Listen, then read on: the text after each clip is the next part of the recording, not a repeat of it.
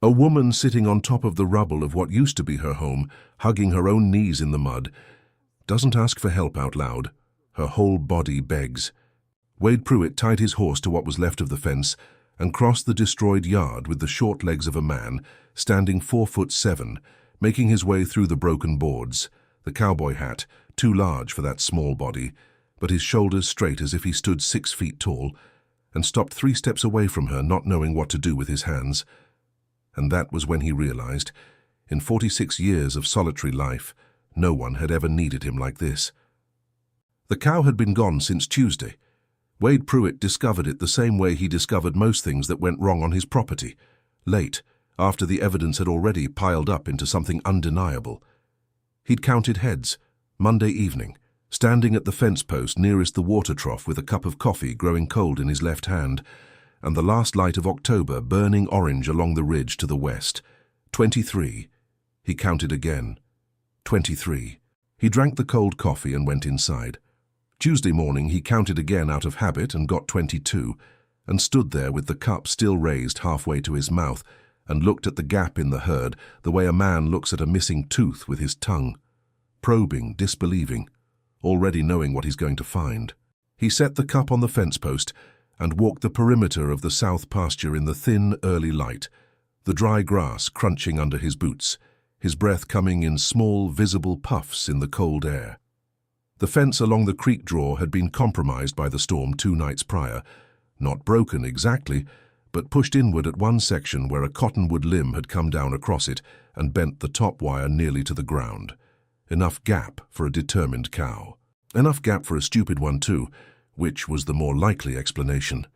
He went back to the house, finished his breakfast, standing at the kitchen counter the way he always did. Eggs from the 4 hens he kept in a small pen behind the barn, 2 slices of bread toasted in the cast-iron skillet with a scrape of butter, coffee from the same pot he'd started every morning for 11 years in this kitchen, and then saddled Grady before the sun had fully cleared the eastern hills. Grady was a quarter horse the color of red clay, 15 years old, with a broad back that made Wade look like a child riding him, which was something Wade had made his peace with somewhere around the time he turned 30. A man who cannot make peace with the things he cannot change will exhaust himself before noon every day of his life. That was not a philosophy he'd read anywhere.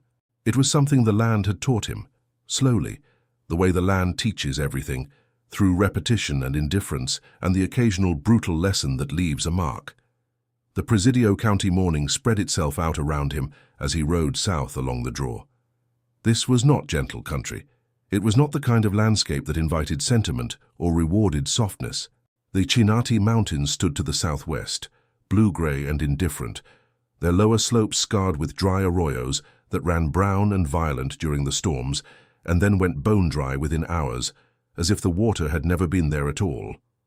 The desert floor between the mountains and the creek was covered in creosote bush and lechuguilla, and at this time of year, the dried stalks of things that had bloomed briefly and abundantly in the August rains and then given up entirely. The sky above it all was the particular shade of pale blue that belongs only to the high desert in autumn, a color that had no name in any language Wade knew, a color that made you feel both very small and strangely, inexplicably grateful to be alive to see it. He followed the draw south for about 1.5 miles, reading the ground the way his father had taught him to read it, not just for tracks, but for disturbance, for the subtle wrongness that an animal leaves in its passage through a landscape. Here, a pushed-aside stone. There, a fresh scrape in the caliche where a hoof had slipped. The storm had muddied everything, but the mud had dried enough overnight to hold impressions. And the impressions told a story that led him further south than he'd expected, across the old county road, through a gap in the cedar fence that marked the boundary of the neighboring property, the Calloway place. Or what had been the Calloway place, the name going back to a family Wade had known by sight and reputation, but not by much else. He knew the husband had died. Word traveled in Presidio County, the way it always traveled in places with more space than people. Slowly at first, then all at once, carried by whoever happened to stop at the feed store or the gas station or the single diner in Marfa that served as the county's unofficial communication hub. Cancer, someone had said. 2, maybe 3 years back. Wade had noted it the way he noted most information about his neighbors, with a brief acknowledgement and no follow-up. He was not a man who followed up. He was not a man who showed up with a casserole or knocked on doors with his hat in his hands. He knew this about himself without judgment. Some men were built for that kind of reaching out and some weren't, and the ones who weren't should at least have the self-awareness to stay out of the way of the ones who were. The Calloway place came into view around a bend in the dry creek, and what Wade saw when he rounded that bend stopped Grady in his tracks. Or rather, Wade stopped him, pulling up on the reins without quite thinking about it, because the brain sometimes needs a moment to assemble what the eyes are reporting. The house was gone. Not entirely gone.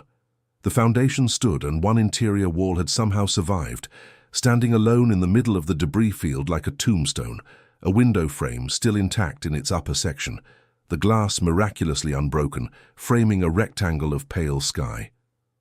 But the rest of it, the roof, the exterior walls, the porch that had wrapped around the south and west sides, had been taken apart by the storm with a thoroughness that suggested something personal, something like intention, though Wade knew that storms had no intentions. They were simply forces. They went where the physics sent them and they took what was in the way, and that was the entirety of their nature. The cottonwood was what had done it. He could see that clearly from where he sat on Grady, 50 yards out. An enormous tree, 4 feet across at the base, maybe more, the kind of cottonwood that takes 100 years to grow and 30 seconds to fall, had come down directly across the northwest corner of the house. The root ball had torn free of the earth and now stood vertical, a dark wall of soil and roots twice as tall as a man, the displaced earth around it still wet and dark. The trunk lay across the ruins at an angle, crushing the corner where the bedroom would have been, pulling the rest of the structure down with it, the way a single wrong block collapses the whole tower. Wade sat on Grady and looked at it for a long moment. Then he saw her. She was sitting on a section of exterior wall that had fallen outward and landed flat, making a rough platform about 4 feet off the ground, elevated just enough above the mud and debris to be dry. She had her knees pulled to her chest and her arms wrapped around them, and she was staring at the fallen cottonwood with the particular stillness of a person who has been sitting in the same position for a very long time and has stopped noticing that their body is uncomfortable. She had dark hair, wet dark from the humidity or from having been caught in the residual rain that had followed the main storm, plastered to the side of her face. She was wearing a flannel shirt too large for her. A man's shirt, Wade noted, and then noted that he had noted it. And mud-caked boots that had once been good boots, the kind that cost money and were meant to last. She hadn't heard him approach. The wind was from the south and Grady moved quietly on the soft post-storm ground, and she was somewhere inside herself that wasn't listening for hoofbeats. Wade sat on Grady for a while longer. This was not hesitation in the cowardly sense. This was the particular stillness of a man who has learned that rushing toward another person's grief is often more about the rusher's discomfort than the grieving person's need. He watched her. He looked at the ruin around her. He looked at the sky, which was doing nothing helpful. No new storm coming, at least, though the clouds to the northwest were the color of old pewter and moved with a weight that meant something. He looked at the single standing wall with its intact window frame and the pale sky showing through it like a painting of a sky, and he thought about how strange it was that the glass had not broken. Then he dismounted. He was not a graceful dismount. He never had been. The geometry of it being somewhat complicated by the disproportion between his torso and his legs, the long swing down from a tall horse that other men made look effortless, requiring from him a particular pivot and drop that he'd long since made automatic. But that still looked to anyone watching like a man negotiating with the ground rather than simply arriving at it. He landed with a soft thud, both boots in the mud, and stood for a moment adjusting his hat. He tied Grady to a surviving section of fence post, one of 3 posts still standing in a row like a small audience to the wreckage, and walked toward the woman on the fallen wall. The mud was thick and had a particular suction to it, the kind that grabs at the sole of a boot and requires a conscious effort of will to release with each step. He picked his way through the debris field carefully, not from fear of anything but from respect for the mess. Broken boards with exposed nails, sections of metal roofing with edges that would open a man's hand to the bone, fragments of what had been a kitchen, a pot upside down and half buried, The door of a refrigerator lying open and skyward, still attached to the body of the appliance, which had travelled 15 feet from wherever it had started and now rested against a section of collapsed porch. He stopped about 3 feet from her. She didn't look up immediately. When she did, it was with the slow, mechanical movement of someone whose body is operating on some reserve system below conscious thought, the head turning, the eyes focusing, the brain assembling the information. A man. A small man. A cowboy hat. Boots in the mud. Standing there looking at her without saying anything. Her eyes were the colour of creek water in November, grey-green with something darker underneath, and they were dry. She had finished whatever crying there had been to do, or she had not yet started it, or she was the kind of woman who did that privately, out of sight, which was a kind Wade recognized because he was one himself. "That your cow?" she said. Her voice was flat and direct and completely without drama, which was not what he'd expected, though he wasn't sure what he had expected. He looked to his left. About 30 yards away, behind the ruin of what had been a garden fence, his missing cow stood in a patch of surviving grass, eating with the total moral indifference that cows bring to every situation they find themselves in. "Yes, ma'am," he said. A pause. "She's been there since yesterday morning," June Calloway said. "I kept thinking someone would come for her." Wade looked at the cow. The cow did not look back. He looked at the woman again. "Have you been here since the storm?" he said. "Since during it," she said. "I was inside when the tree came down, got out through the kitchen window." She said this with the same flat delivery, as if she were reporting something that had happened to someone else, something she'd read in a newspaper account of events in a distant place. Wade looked at the kitchen window, which was now part of the debris field, the frame splintered, the glass in pieces in the mud 10 feet away. "You hurt?" he said. She considered this with what seemed like genuine deliberation, the way a person considers a question that they haven't yet asked themselves. "My shoulder," she said. "I landed wrong when I came out. It's not broken. I've had broken bones before." "It's not that." He nodded. He looked at her shoulder. She was holding that arm slightly different from the other, tucked in close to her body, the elbow bent at a careful angle that distributed the weight of it away from the joint. A person does that automatically with a bad shoulder. The body protects itself without being asked. "You got somewhere to go?" he said. Another pause, longer this time. "Not tonight," she said. That was all she said. Not tonight. As if the question of tomorrow and the days after was a matter for a different conversation, a conversation that could wait until tonight had been resolved. Wade looked at the sky. The pewter clouds to the northwest had moved closer. The light was changing in the way it changes when the afternoon is thinking about becoming evening, the shadows longer and bluer, the warmth going out of the air with a speed that always surprised him, even after 20 years of Presidio County autumns. "I got a place," he said, "about 1.5 miles north. You can get cleaned up, get something to eat. Storm might put more rain down tonight." She looked at him, not at his size, or if she was noting it, she was doing so without letting it show on her face, which was a thing people did or didn't do, and you could always tell which was which. She was looking at his face, at his eyes, specifically the way people look at a dog they've never met, reading for something. Whatever she found there must have been acceptable. "I need to get a few things first," she said, "if any of it's findable." "I'll help you look," he said. They spent 40 minutes in the debris field before the light got too bad to continue. Wade found a waterproof bag half buried under a section of collapsed interior wall, the kind of bag a person stores important documents in, which told him something about this woman without her having to say anything, and a pair of dry boots from what had been a closet, the closet wall having fallen outward rather than inward, and landing in a configuration that had sheltered a small area of floor from the worst of it. June found a canvas bag that had been hanging on a hook near the kitchen door, and was now, along with the hook and a section of door frame, sitting 20 feet away in a relatively undamaged state. Inside it were some clothes, a sweater, a pair of jeans, underwear, a small zippered bag that held the things a woman needs to hold onto when everything else is gone. She found one more thing, searching through the debris with a methodical focus that Wade watched from his peripheral vision while he worked on his own section of the ruin. She found it in the mud near the fallen cottonwood's trunk, a framed photograph, the glass cracked across one corner but the image intact. She picked it up and looked at it for exactly 3 seconds, then wiped the mud from the glass with the sleeve of her flannel shirt and put it in the canvas bag without a word. He didn't ask what it was. He knew what it was.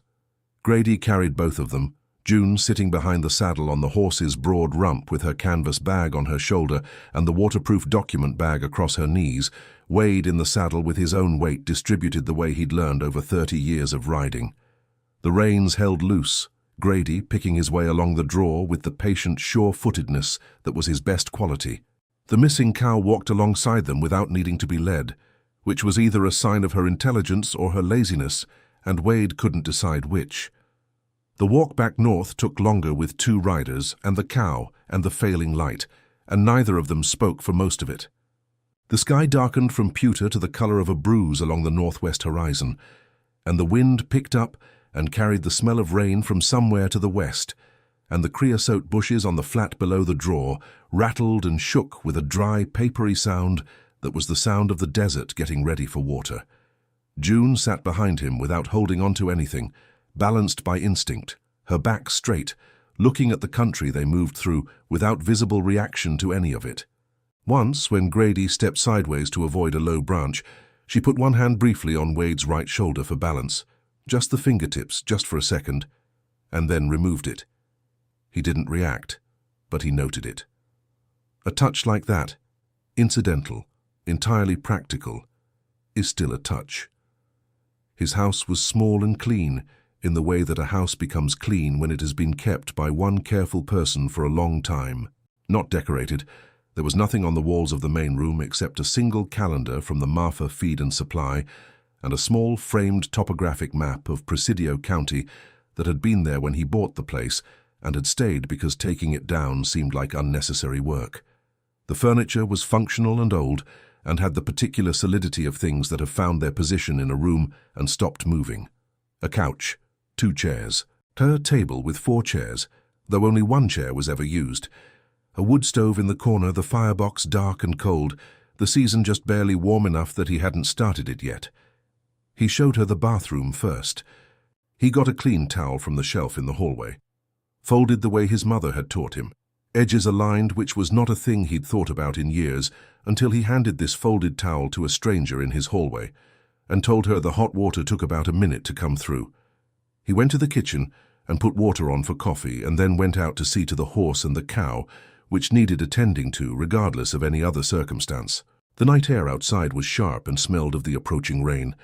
He unsaddled Grady in the barn and rubbed him down with the grain sack he kept on the nail inside the barn door, working in the weak light of the single bulb that hung from the center beam, the familiar smell of horse and hay and old wood around him. The cow he put in the small pen attached to the south side of the barn, the pen he used for animals that needed isolating for one reason or another, and put hay and water in for her. He stood in the barn for a moment after he finished. Through the barn door, he could see the house, the kitchen window lit yellow against the darkening sky, and behind the kitchen window, the shadow of a woman moving, finding her way around someone else's space. He was not a man who analyzed his feelings in real time. Feelings, in his experience, announced themselves through the body before the mind got involved. A tightness in the chest, a change in the rhythm of breathing, a particular quality of attention that sharpened on one thing and softened on everything else. He stood in the barn and felt something he couldn't immediately name and didn't try to, and then he went inside. She was sitting at his kitchen table when he came in, her hair damp from the shower and combed back from her face, wearing the sweater from the canvas bag, her hands wrapped around the coffee mug he'd left on the table. She'd found the coffee without being told where it was, which meant she'd opened a few cabinets, which meant she'd made herself at home in the small, necessary way that people do when they've been through something, and their body needs to be somewhere familiar, even when nowhere is familiar. He washed his hands at the kitchen sink and dried them on the dish towel and opened the refrigerator. "You eat?" he said. "Not today," she said. He took out eggs, the block of cheddar cheese he kept wrapped in cloth in the drawer below the cheese compartment. the half onion from last night that was covered with plastic wrap. He found the cast iron skillet without thinking about it. Found the butter, found the salt. "Eggs all right," he said. "Eggs are fine," she said. He cooked. She watched. The rain came. He could hear it start on the tin roof of the barn first, then the house roof, a sound that he'd lived with long enough that it no longer registered as anything other than background until tonight, when it registered as something close to gratitude or relief, or the particular comfort of being inside when outside is doing what outside does.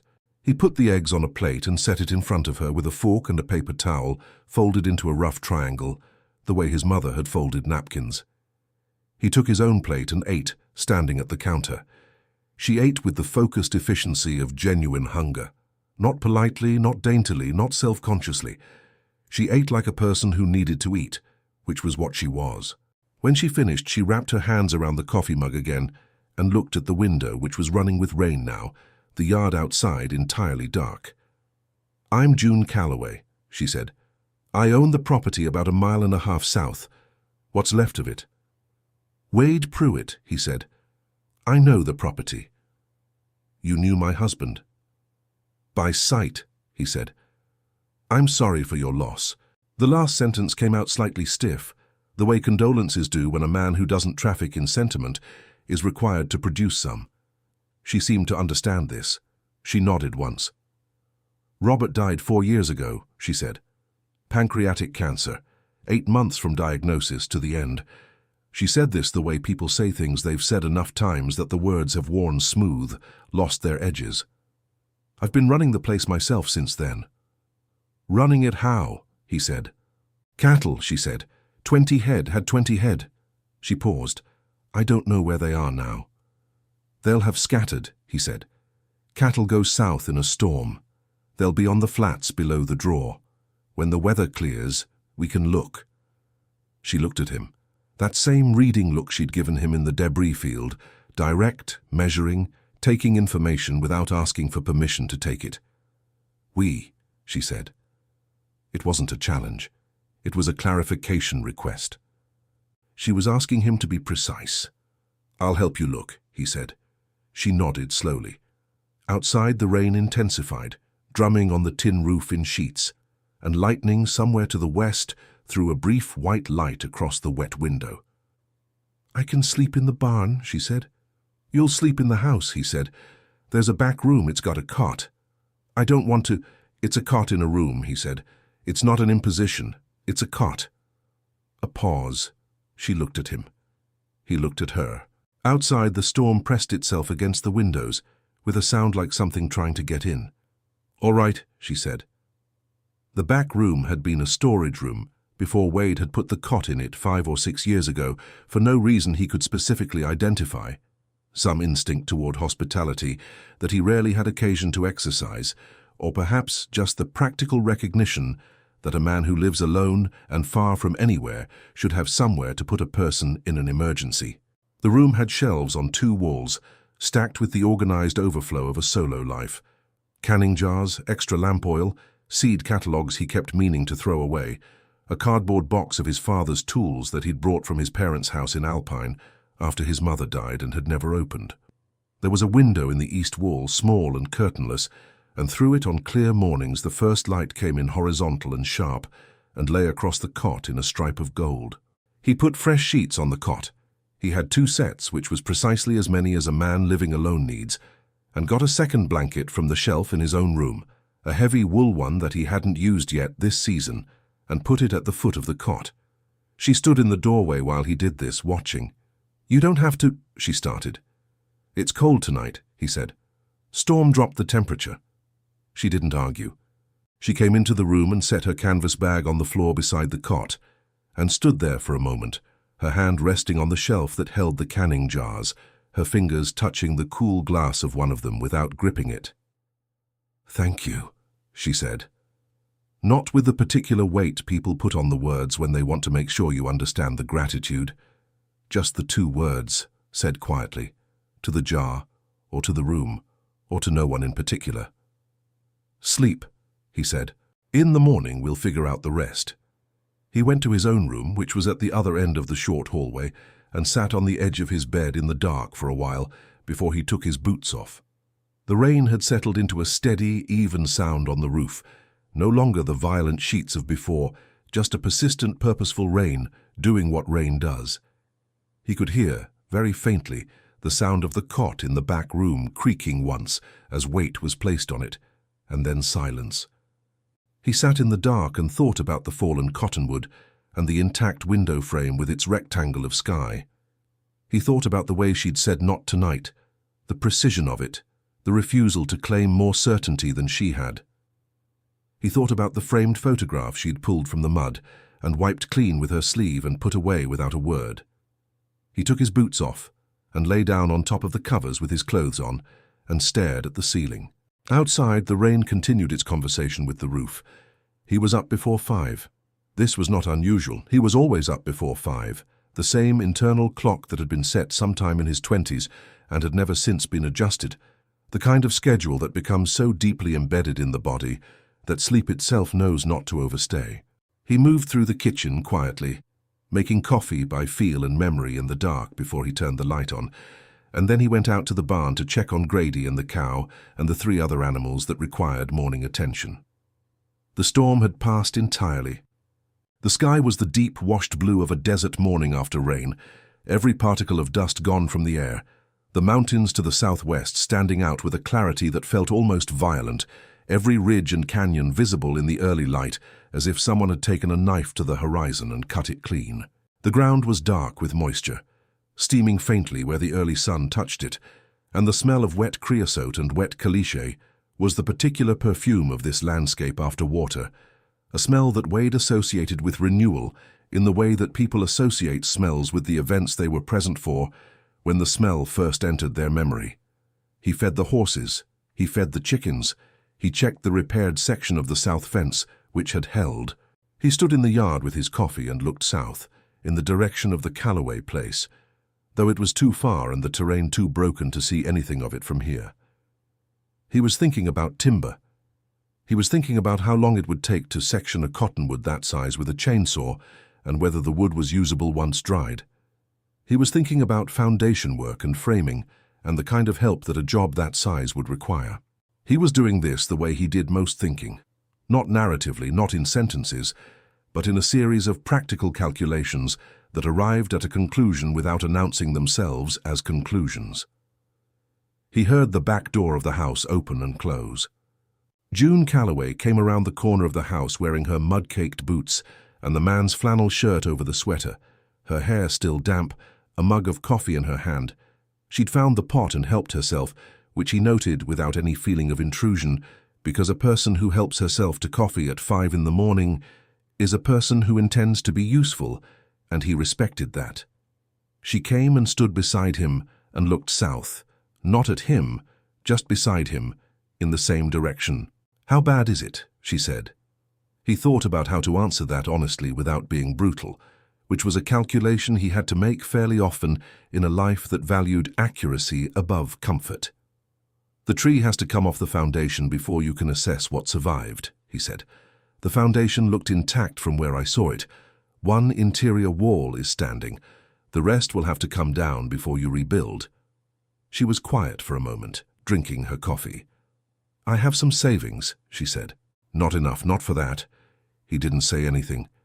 "The cattle are the main income," she said. "If they scattered too far, they didn't go far," he said. "They never do. They'll be within 3 miles. She nodded.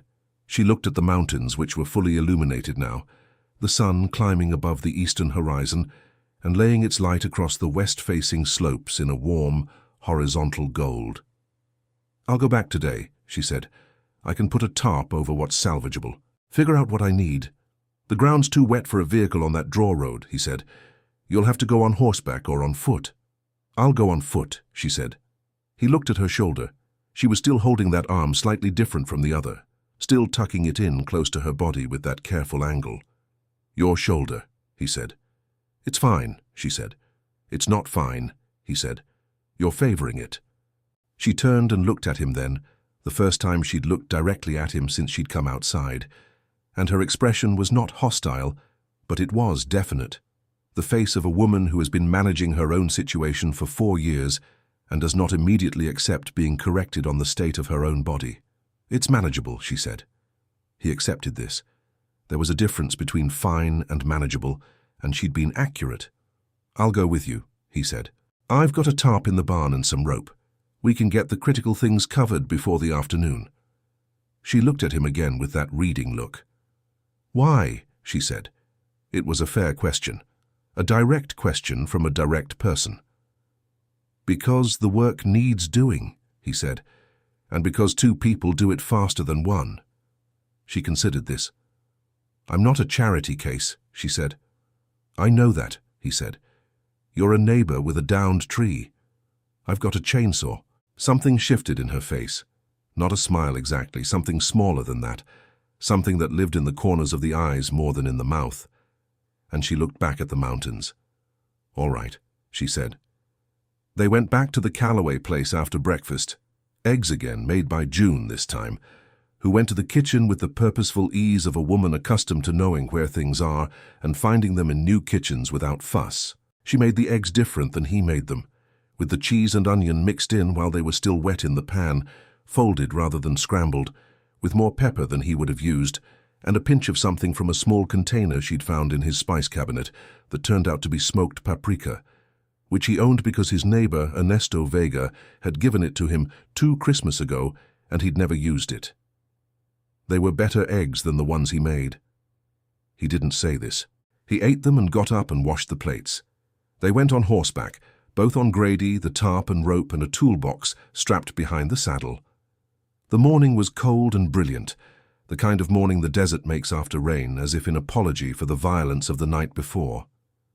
The draw was running, not high but running, a thin brown current over the caliche and gravel, and they crossed it at the shallow ford where Wade always crossed, Grady stepping through it with careful deliberation. The Calloway place looked worse in the daylight than it had looked the evening before. Evening has a way of softening destruction, the shadows smooth over the details, the light makes rubble picturesque. Morning light is honest. Morning light shows you the nails in the boards, and the way the insulation hangs out of the broken wall like internal organs, and the dark stain on the surviving wall that might be water damage or might be something else. June got down from behind the saddle and stood in front of the ruin of her house for a long moment. Wade stayed on Grady and let her have it. She stood very still. Her hands were at her sides. She didn't touch anything, didn't move through the debris. She just stood and looked at the place where her house had been, at the enormous cottonwood lying across it, at the root ball standing vertical against the sky, at the surviving wall with its intact window. Then she said quietly, and without particular emotion, "Robert planted that tree." Wade stayed very still on Grady.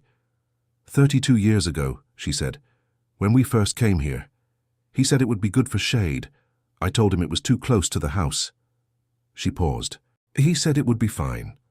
She said it without bitterness, just the fact of it, the precise, ordinary fact of a man who had been wrong about a tree he'd planted 32 years ago, a man who wasn't alive to know how wrong he'd been, a tree that had grown large and shady and useful for 3 decades, and had then in one night done exactly what she'd always thought it would do.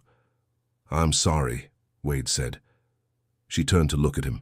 The reading look again, but softer this time. Less assessment and more something else, something Wade couldn't name because it wasn't something he had regular occasion to see directed at him. "Thank you," she said, and then, "Let's get to work." They worked for 6 hours.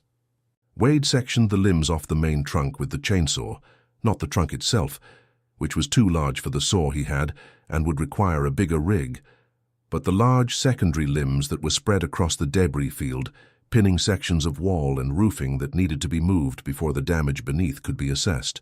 June worked behind him, clearing the cut limbs with the methodical persistence of someone who has done physical labor all her life and knows the rhythm of it, the way you pace yourself through a long job, the way you find the efficient movement inside the difficult one, the way you rest without sitting down leaning on the limb you're about to pick up, letting the muscles recover while the hands stay busy.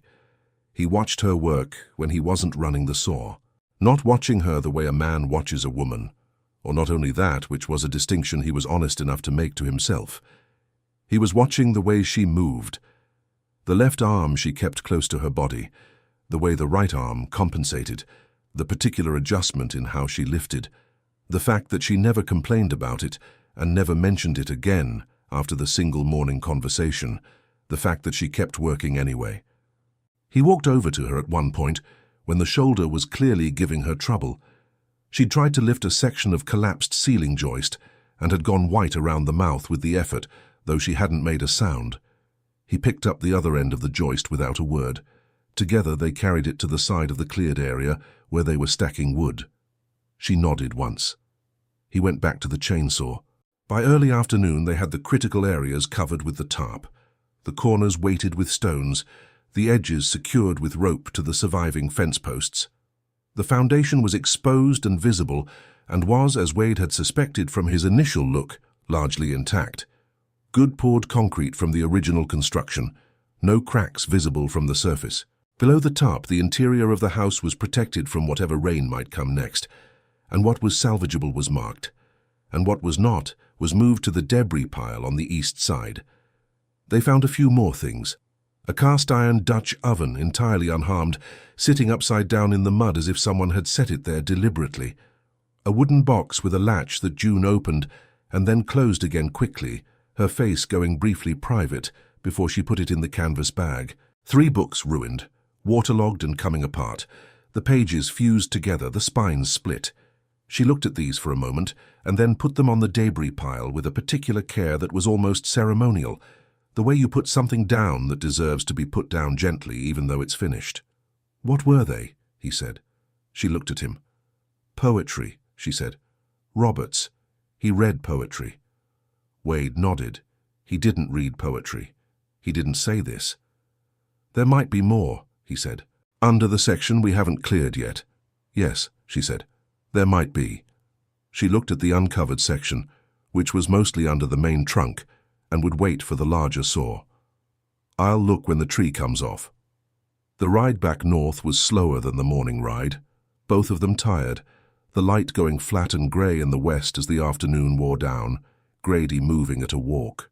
June sat behind the saddle with more ease than the previous evening, her body's accommodation to the horse having happened overnight, in that automatic way the body adjusts to new physical situations. "You've been alone here long?" she said, somewhere around the halfway point.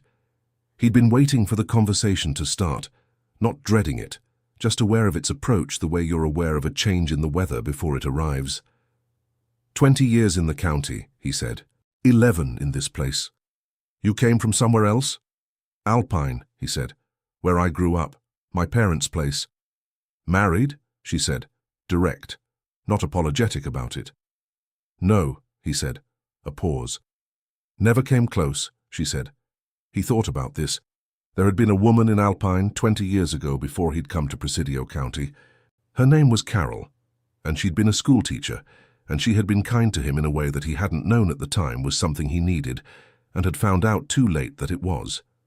But that wasn't a story for a first ride home from the wreckage of a stranger's house. "Once," he said, "a long time ago." She didn't push. She understood the closed door. "Robert and I were together for 23 years, she said, "since I was 17.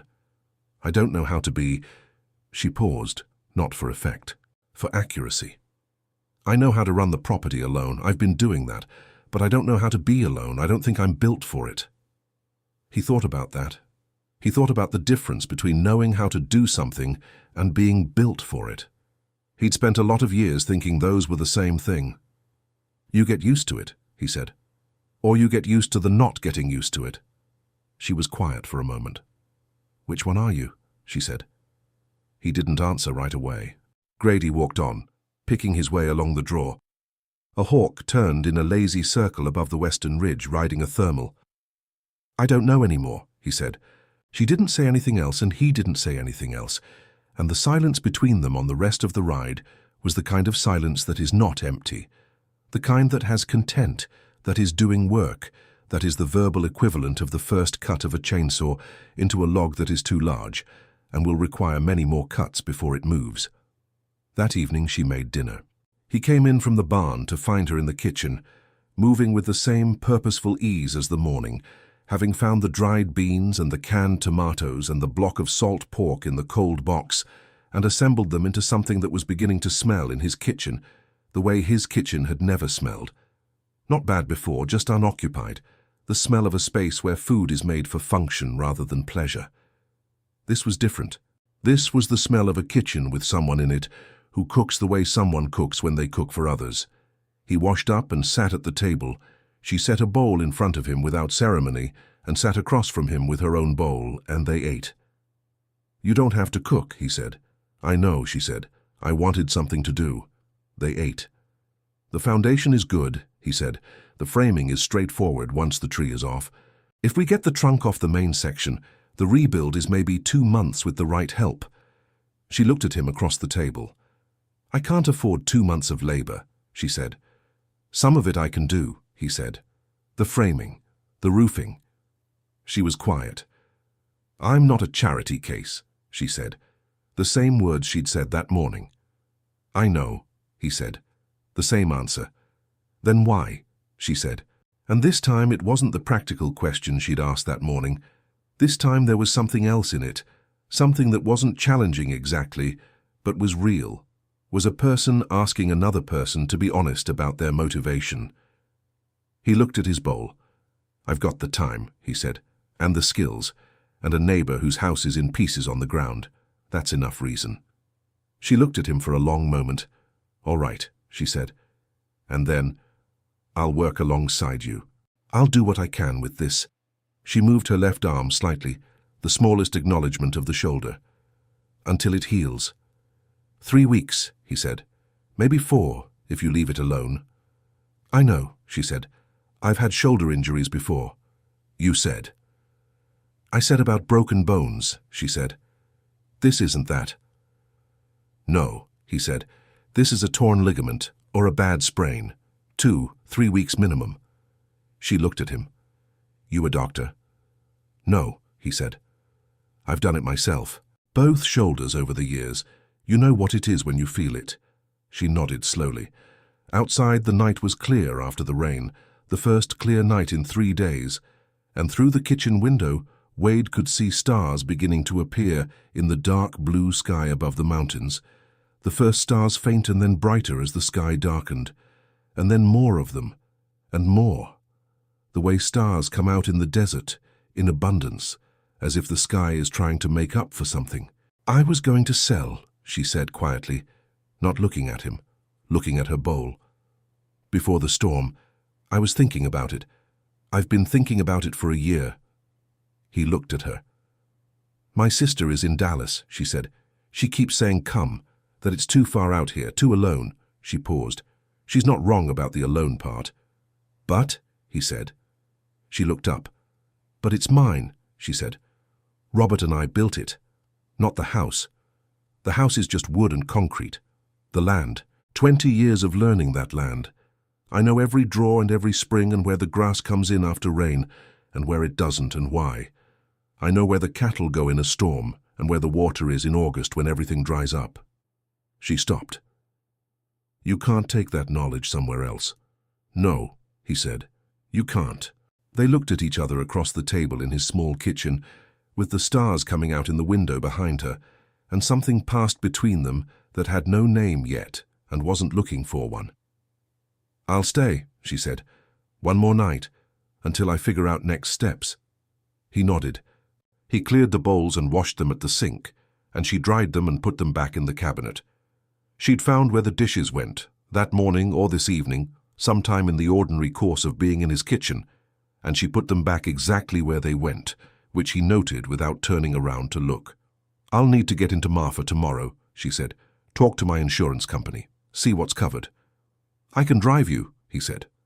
A pause. "All right," she said. He turned around. She was folding the dish towel along the crease he always folded it along, which was something she couldn't have known, which meant it was just the natural way to fold a dish towel, and he found himself thinking, briefly and without particular alarm, that there were probably a great many ways in which 2 people, who have lived alone and carefully for a long time, would find, without looking for it, that they fold things the same way. "Good night," she said. "Good night," he said. She went down the hall to the back room.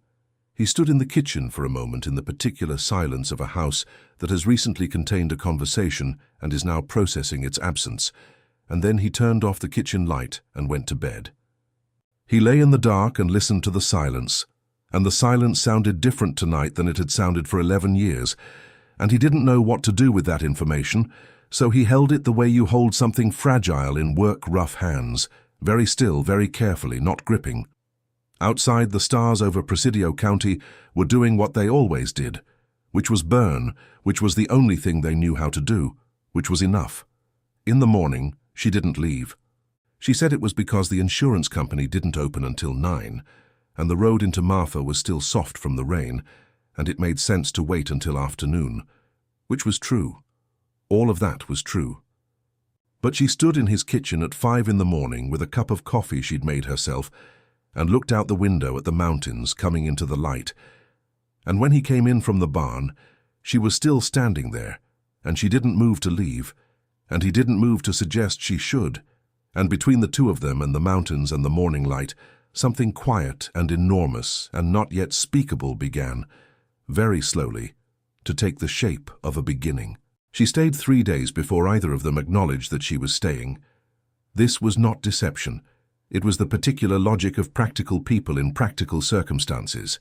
The way one reasonable justification follows another, the way fence posts follow a line, each one necessary, each one making the next one sensible, until you look back and realize you've fenced a considerable amount of territory without ever making a single decision about fencing. The insurance company needed documents she had to retrieve from the waterproof bag.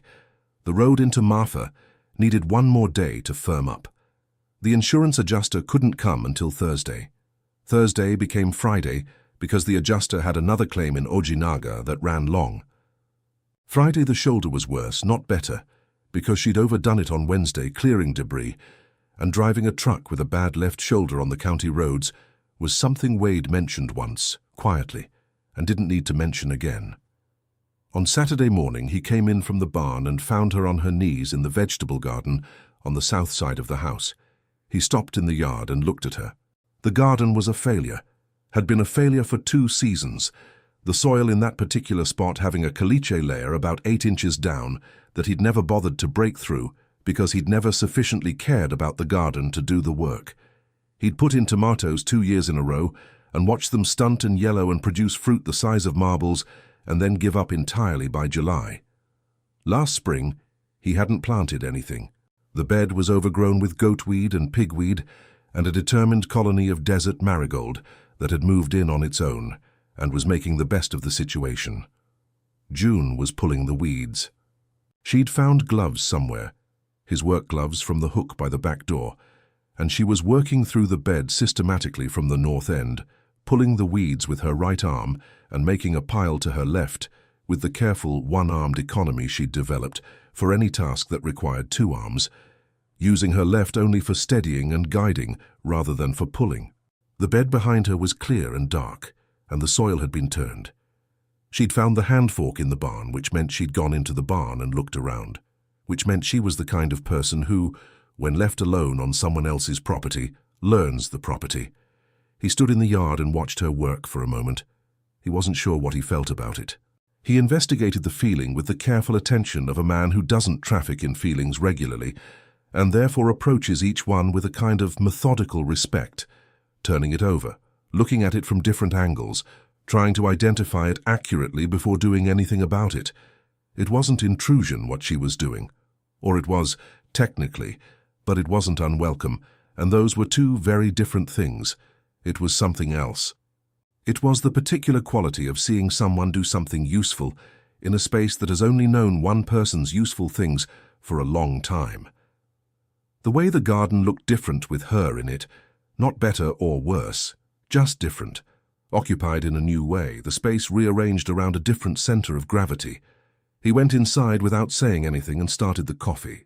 When she came in 20 minutes later, she was carrying the pile of pulled weeds in her right arm, and she went directly to the back door and put them in the compost bucket he kept outside, which she'd found, of course she'd found it. And then she came to the sink and washed her hands and took the mug he'd set out for her without being asked. "The caliche layer," she said. About 8 inches down. Yes, he said. You need to break it up, she said. Not just in the bed. You need to create drainage channels in the soil on the east side of the bed so the water doesn't pool at the layer. Once you do that and amend the soil with compost, you can grow most things. He looked at her. I've been farming that kind of soil for 20 years, she said. I know what it needs. I know what it needs, he said. I just hadn't gotten around to it. She looked at him over her coffee mug. You've had 2 seasons of failed tomatoes, she said. That's a long time to get around to something. He looked at her. She looked at him. He looked at his coffee. Yes, he said. Something happened in the corners of her eyes, that small movement again, the not-quite smile, and she looked out the window.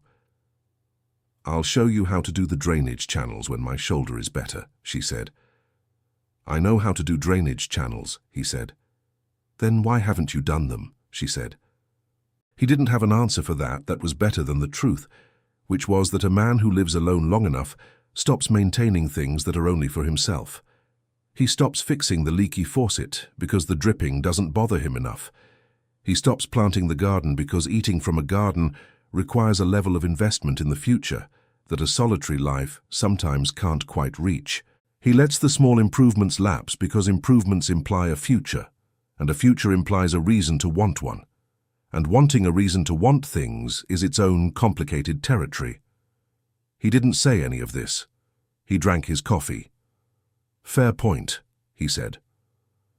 The insurance adjuster came on Monday. His name was Dennis Prewitt, and he drove a white pickup with the insurance company logo on the door, and he was the kind of man whose efficiency was so complete it left no room for anything else. Not warmth, not cruelty, just the rapid professional assessment of damage in the precise terms required to fill out the forms on his clipboard.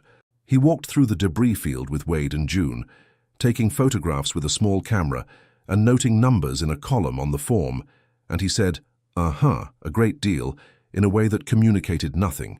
He talked primarily to Wade, not exclusively.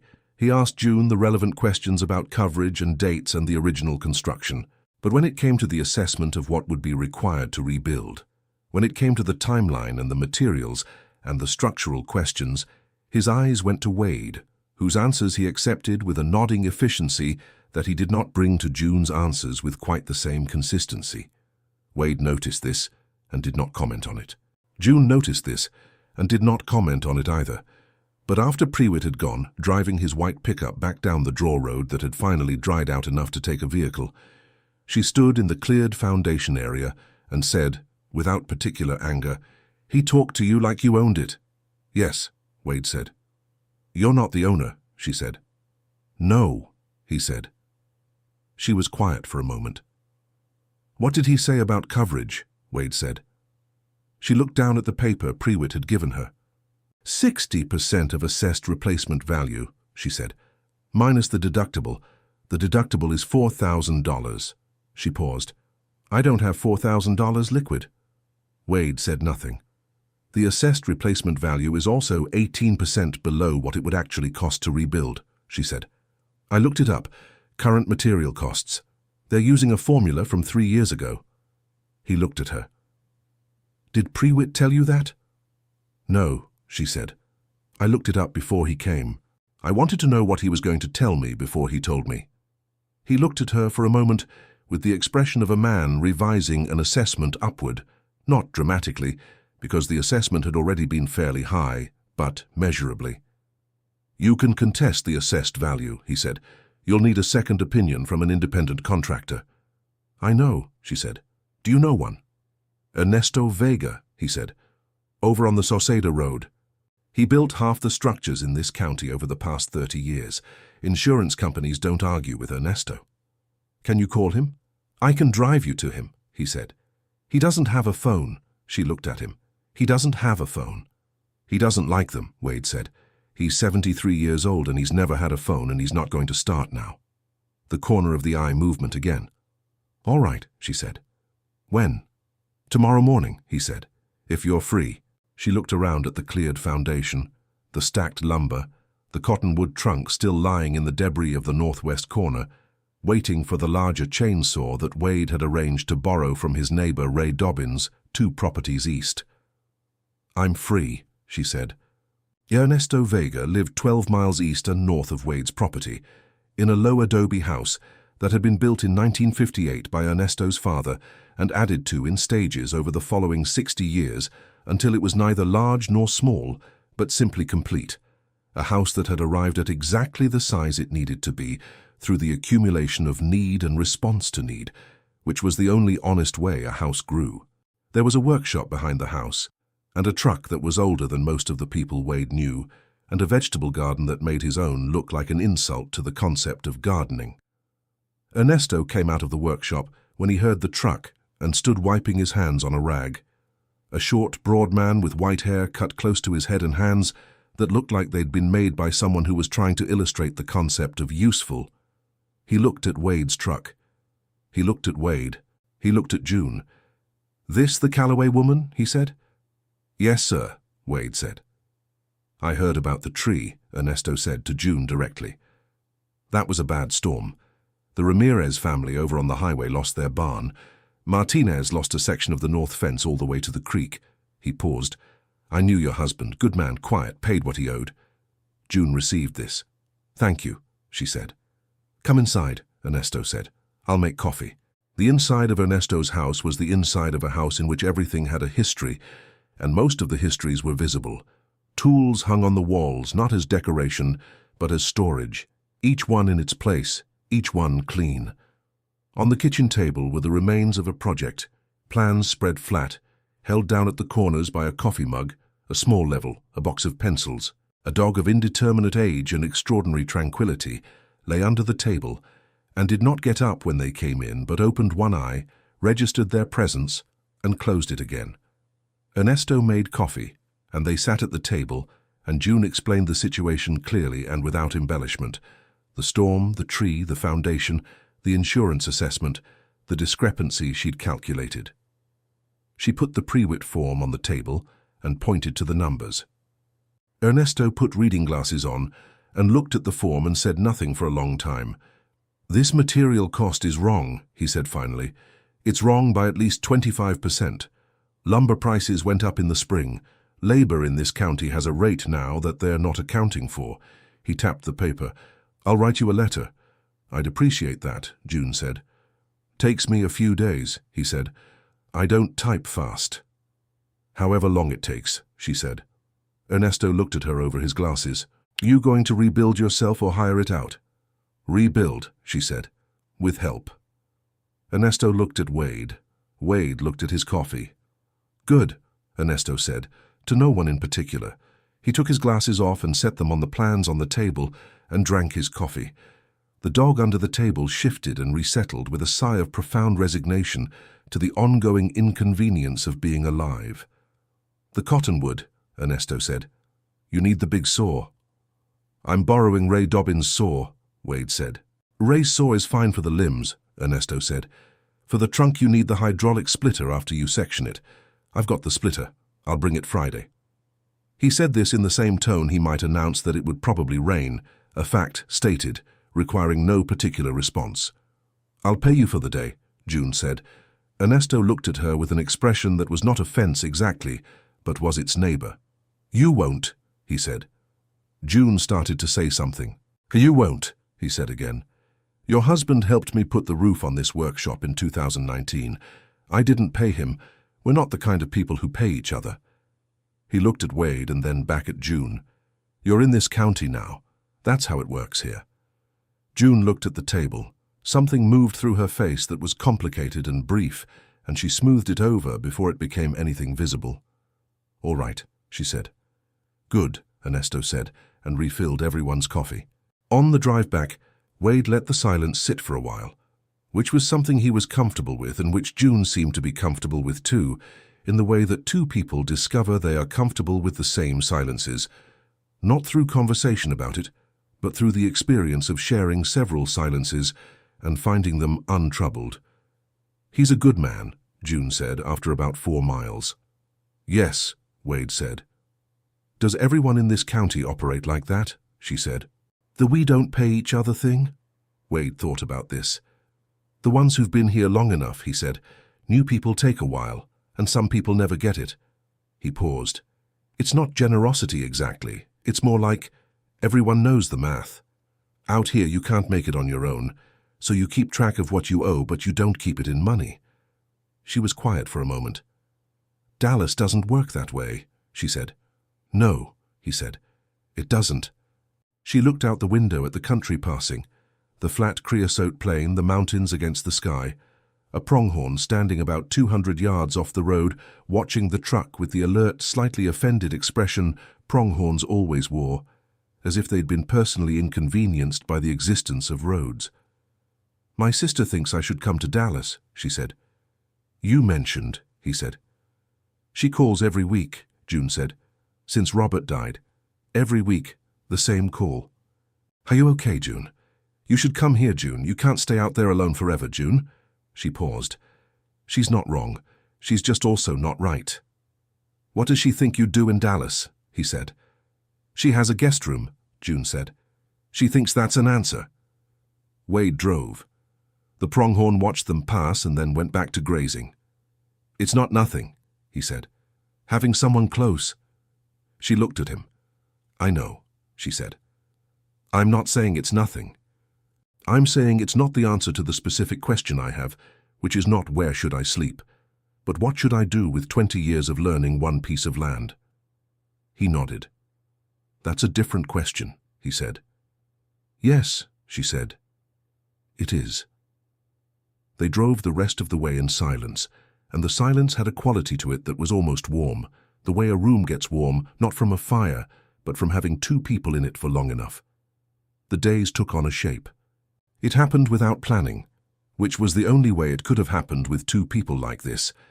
Any attempt to plan the shape of the days would have sent both of them sideways, because Wade did not plan his days around other people, and June had stopped planning her days around other people 4 years ago, and was only beginning to understand how much that had cost her. But the shape arrived anyway, fitting itself around their separate rhythms the way water fits around stones. Not forcing anything, just finding the path of least resistance and following it. Wade was up at 4:30 and out to the barn before 5. This was fixed. He came in at 5:40 or so and started coffee, and the coffee was made by the time June appeared, which was between 5:50 and 6:10, her hair damp, wearing whichever of her limited clothes was clean, sometimes the flannel shirt and sometimes the sweater, and sometimes by the second week, the worn canvas jacket she'd found in Wade's coat hooks that was far too big for her, and that she'd asked briefly and without elaboration if she could borrow because it was cold in the mornings. He had said yes. He had not pointed out or thought about overmuch the fact that she'd asked permission to borrow the jacket, but had helped herself to the gloves and the hand fork and the full contents of his kitchen without asking, which was a distinction that said something, though he wasn't sure what. Breakfast was negotiated without ever being negotiated. After the first morning when she'd made eggs, and he'd noticed they were better than his. The kitchen had rearranged itself around her the same way a room rearranges itself around whoever is most at home in it. She cooked breakfast. He cooked dinner, or they cooked it together, which in practice meant she directed and he executed because she was better at it, and they'd both figured that out early without discussion. Lunch was whatever was available. Bread and cheese, leftover beans, the crackers and sardines from the tin on the third shelf that Wade had owned for 3 months and opened for the first time the day after June arrived, because she found them and asked if he was actually going to eat them. He was sitting at the table one afternoon, the 9th or 10th day he'd stopped counting with any precision, doing the accounts for the month. The herd was healthy, the missing cow had been recovered along with 11 of June's 20 cattle, which had been found in a group on the flat 3 miles south and driven back by Wade and Grady over 2 mornings. June's remaining 9 were still unaccounted for, and she'd filed a report with the county extension office without any particular expectation. The accounts were straightforward. Wade lived within his means in the specific way that a person lives within their means when they have reduced their means to match what they actually need, which was a different kind of financial management than he'd been raised to understand, but was the kind that worked. He heard her come in from the south yard, heard the back door, heard the water at the kitchen sink.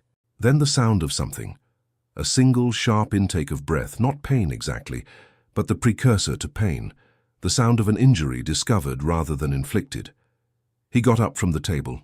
She was at the kitchen counter with her right hand under running water.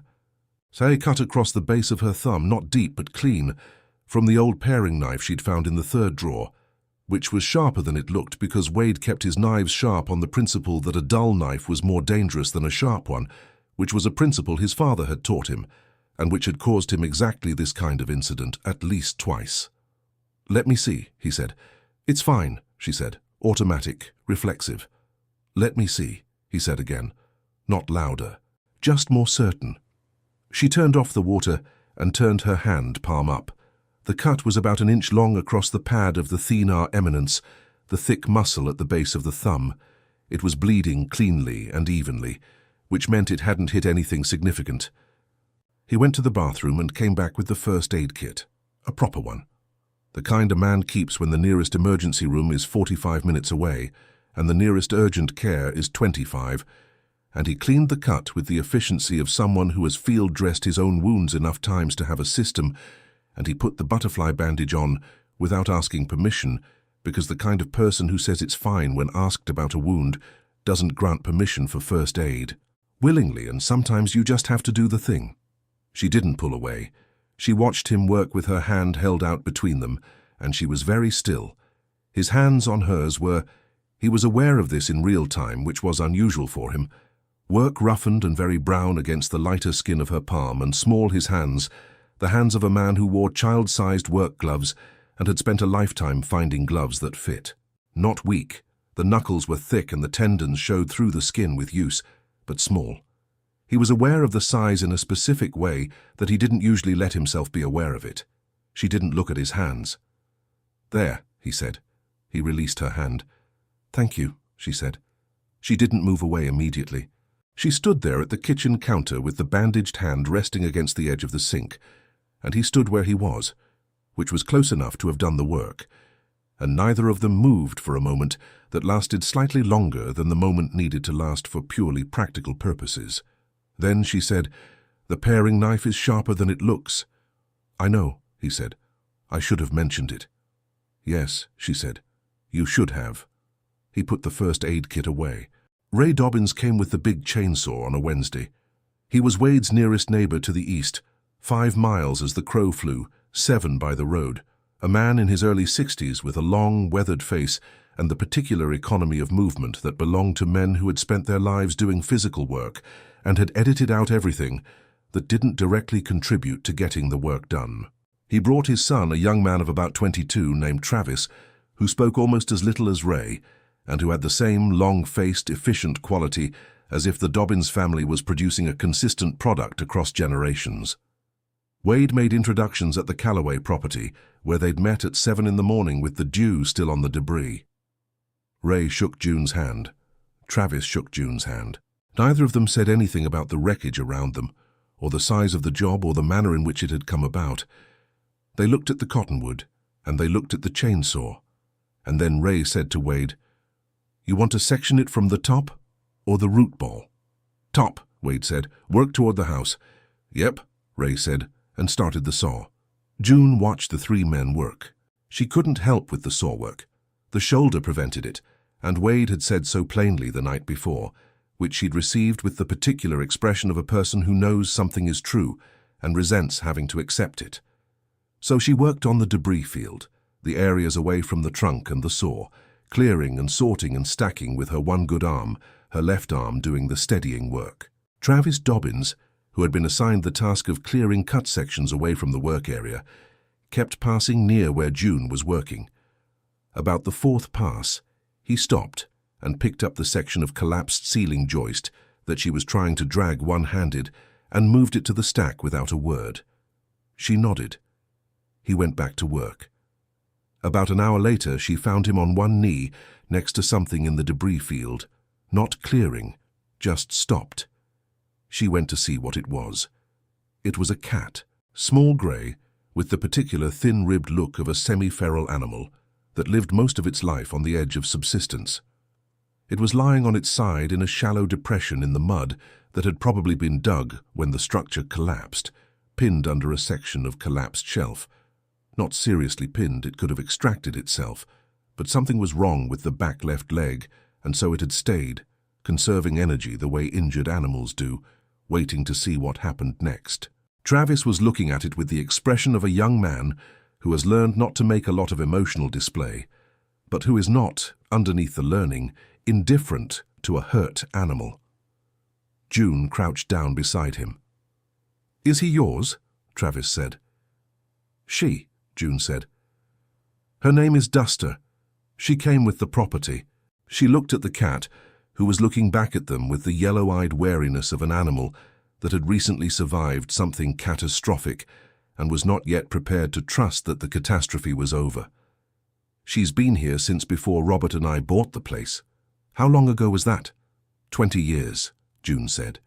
Travis looked at the cat and then at June. "She's 20 years old?" "Older, maybe," June said.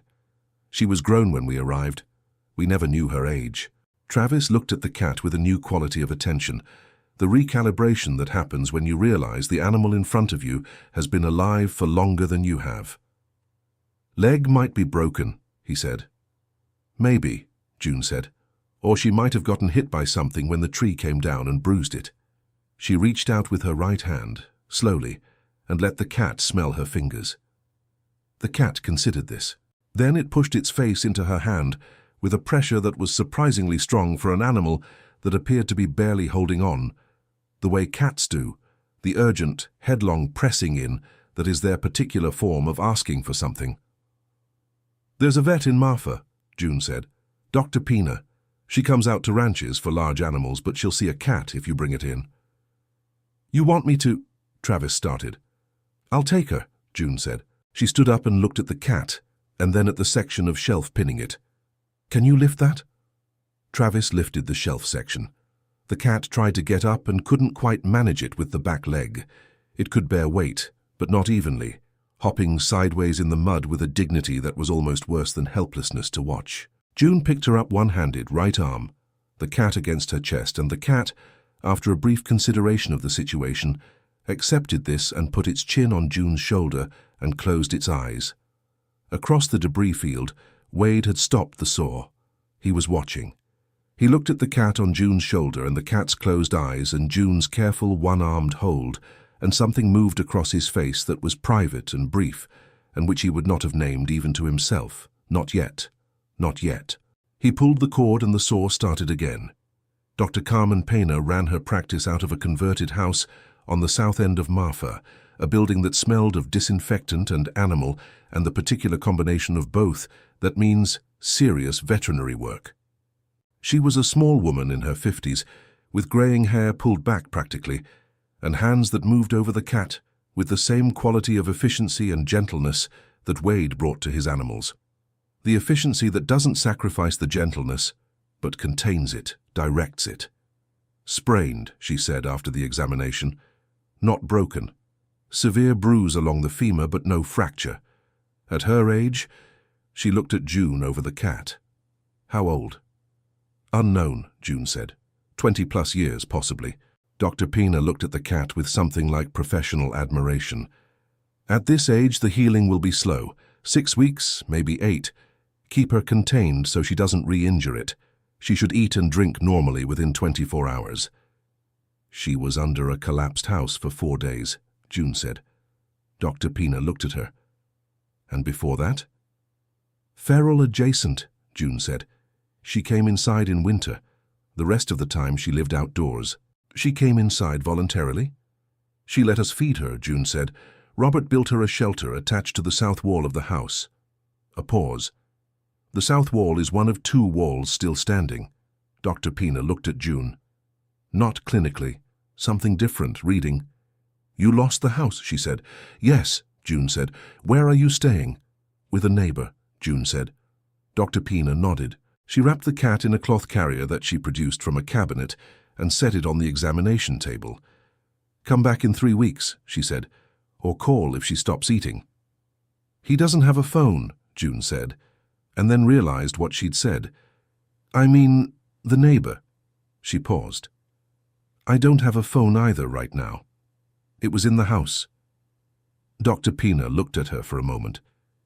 "You can call from my office," she said. Whenever you need. And I'll come out to the property if she needs me. Thank you, June said. The Calloway place, yes? I've been out there before. Large animal calls. She paused.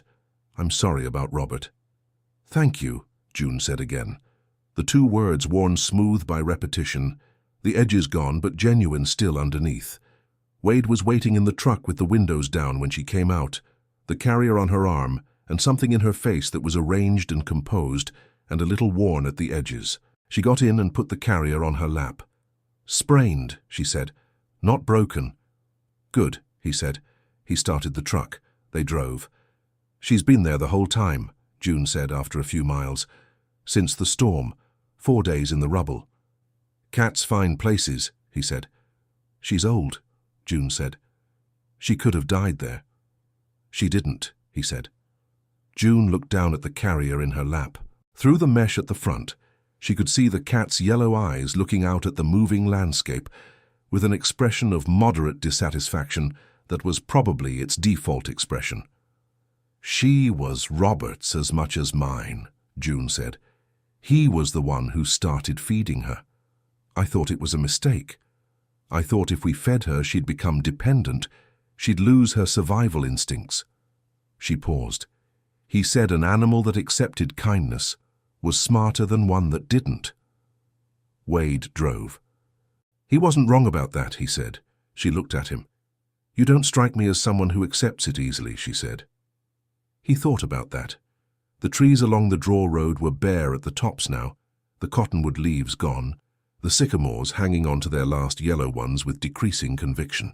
The afternoon light was coming in low from the west and laying itself across the country with the particular warmth it had in the last hour before sunset, the warmth that had no heat in it but was beautiful anyway, a reminder of what warmth looked like after the fact. I'm working on it, he said. She was quiet for a moment, then, me too.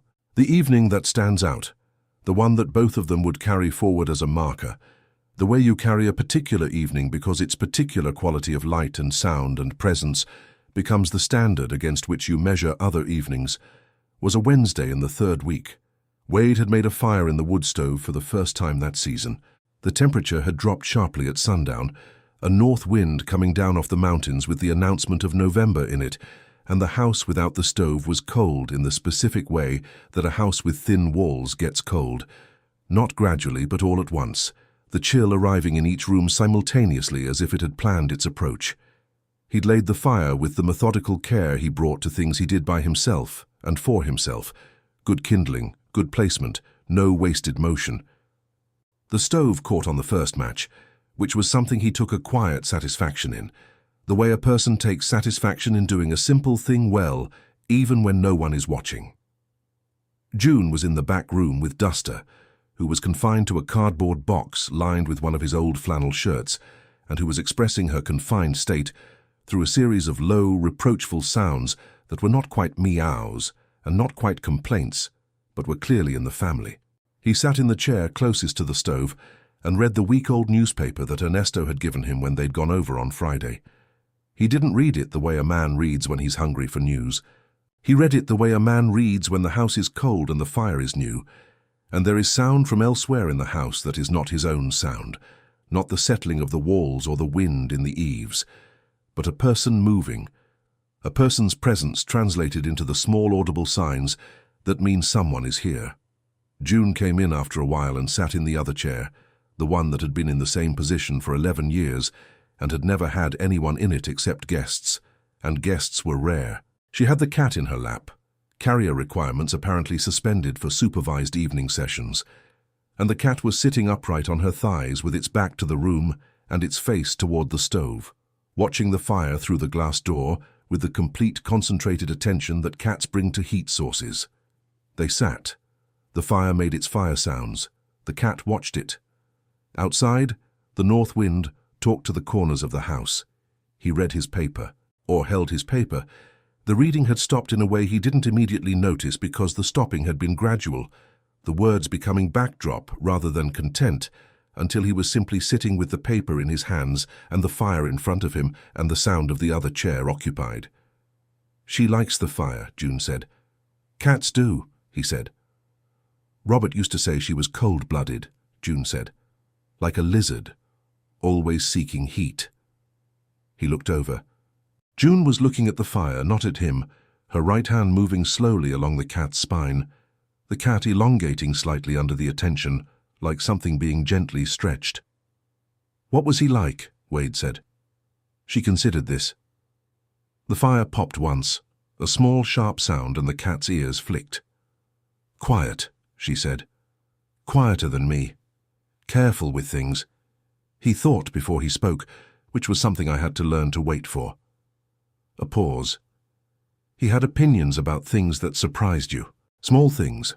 The right way to store seeds, the best hour of the day to ride, whether you should harvest squash in the morning or the evening. Another pause. He had a theory about the evening. He thought the sugars were higher after a warm afternoon. Are they? Wade said. I don't know, she said. I harvested in the evening for 20 years because he said so. I'm not sure I can tell the difference. A small pause. I still harvest in the evening. He looked at the fire. He sounds like someone worth knowing, he said. She was quiet for a moment. He was, she said. He was also a person. He had... She stopped. He wasn't uncomplicated. She seemed to be choosing words with a care that said the unchosen ones were also true. He worked very hard, and that meant he was often tired, and when he was tired he could be closed off, hard to reach. She looked at the fire. I spent a lot of our marriage learning to wait for him to come back from wherever he went when he was tired, and he always came back. But it was... She stopped again. I'm making him sound worse than he was. You're making him sound like a person, Wade said. She looked at him then. The reading look, but different. Lower defenses, less assessment, more simply looking. Yes, she said, he was a person. They sat in the warmth of the first fire of the season, and the wind outside did what wind does, and the cat watched the fire with its absolute animal concentration, and neither of them spoke for a long time. The silence was not empty. It was full of the things that had been said, and the things that had been held back, and the warm press of the fire, and the sound of two people breathing in the same room at the same pace, which is what happens when two people have been in the same space long enough. I was engaged once, Wade said. The first he'd volunteered of this. Her name was Carol, schoolteacher, in Alpine. June was still, listening. She was good to me, he said. Patient. She knew what she was getting, and she wanted it anyway, which... He paused. I didn't understand at the time why that was remarkable. I understand now. What happened? June said. I came here, he said. Not to leave her. I came to work a job, a seasonal thing, and it turned into a year and then 2, and she waited, and then she stopped waiting, and I... He looked at the fire. I didn't go back. I kept thinking I would, and I didn't. Why not? He looked at the fire for a long moment. I don't know, he said. I've asked myself. The honest answer is I don't know. Maybe the distance became... He tried to find the right word. Safe. The distance felt safe. Closer felt like... He shook his head slightly. I don't know what closer felt like. I didn't let it get close enough to find out. She was quiet. That's a lonely answer, she said. Yes, he said. The fire settled, a log shifting, a new configuration finding itself. The cat jumped slightly at the sound and then resettled with the offended dignity of an elderly animal that feels itself above being startled. How long ago was that? June said. 20 years, he said. About.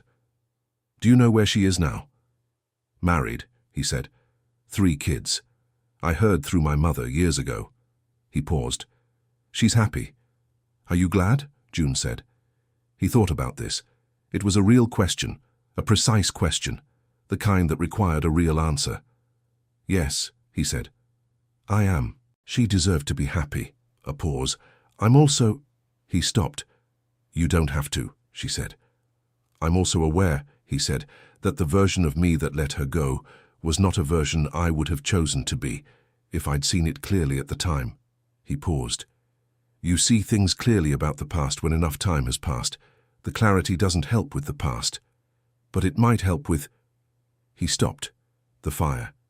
The cat, the wind, the silence that was not empty. Something else, he finished.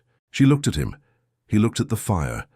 Neither of them said anything else, and the fire burned down without them noticing, and at some point June put Duster back in the carrier and went to the back room, and Wade sat in the chair for a while after she'd gone, in the warmth that was beginning to fade as the fire ran low, and he did not build it up again. He sat in the fading warmth and thought about what he'd said, and whether he'd said it on purpose, and decided that he had, and that this was, in itself, a new kind of information about himself. He hadn't said something like that to another person in 20 years, maybe longer. He was not sure what to do with the fact that it had come out so easily. Ernesto came on Friday, as he'd said he would. He came in his old truck with the hydraulic splitter on a trailer behind it, and he brought his nephew Caesar, who was 25 and built for physical labor, and who said almost nothing all day except "see" and "okay." And once, when a particularly large section of cottonwood trunk rolled unexpectedly toward the foundation wall, a single word in Spanish that was not appropriate for general company. They worked the trunk from 9 in the morning until 3 in the afternoon, Ernesto operating the splitter with an expertise born of long acquaintance, Wade and Caesar and June positioning and clearing, the rhythm of it establishing itself within the first half hour, and then running on its own logic, each person finding their role without discussion and keeping to it. The cottonwood came apart in sections, the pale wood opening at each split with a green vegetable smell that was the smell of a living thing recently ended, a smell that was not quite sad, but was not nothing. By 3 o'clock, the northwest corner of the foundation was exposed for the first time since the storm. The concrete there was cracked, not catastrophically, not structurally compromising, but a crack running about 4 feet diagonally from the corner, the kind of crack that a foundation sustains when something heavy falls on the corner of the structure above it and transmits the impact down through the framing and into the concrete below. Wade and Ernesto stood at the corner and looked at the crack. "Epoxy injection," Ernesto said. "Fill it, let it cure, test the load bearing. It'll hold." "Yes," Wade said. "The corner post will need to be set back from the cracked section," Ernesto said. "Here." He tapped a point about 8 inches from the corner. "Post here, angle brace back to the main beam. It's a little less square, but it's sound." "I can do that," Wade said. Ernesto looked at him. "I know you can do that," he said. "I'm telling you because you'll need to account for it in your framing plan." "I know," Wade said. Ernesto looked at him for a moment more, the way Ernesto looked at things, directly, without hurry, with the particular patience of a man who has never felt the need to pretend he wasn't looking. "She's still here," Ernesto said.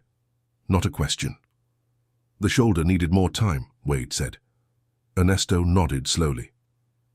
"How long has it been?" 3 weeks, Wade said. Ernesto nodded again. He looked at the cracked corner of the foundation. He looked at the section of cleared ground where the cottonwood had been.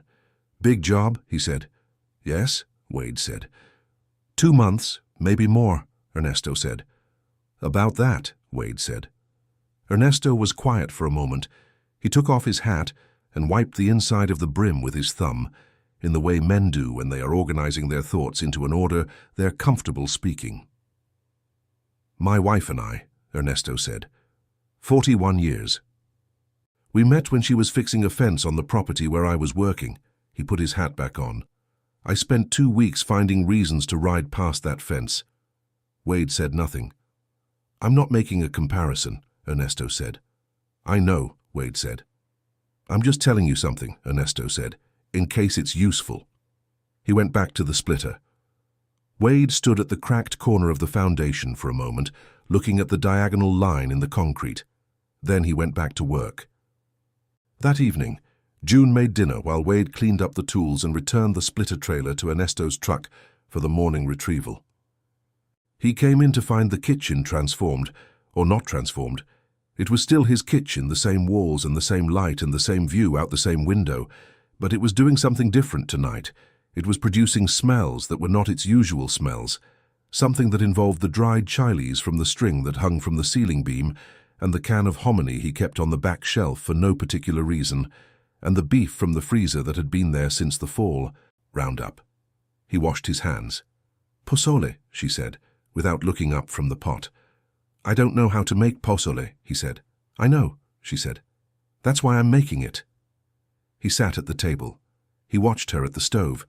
She moved in his kitchen now, with the ease of a person who has learned a space, not as if it were hers exactly, but as if she and it had arrived at a working understanding, an arrangement of mutual accommodation. She knew where the wooden spoon was. She knew that the left front burner ran hot, and the right rear ran low, and you had to compensate for both.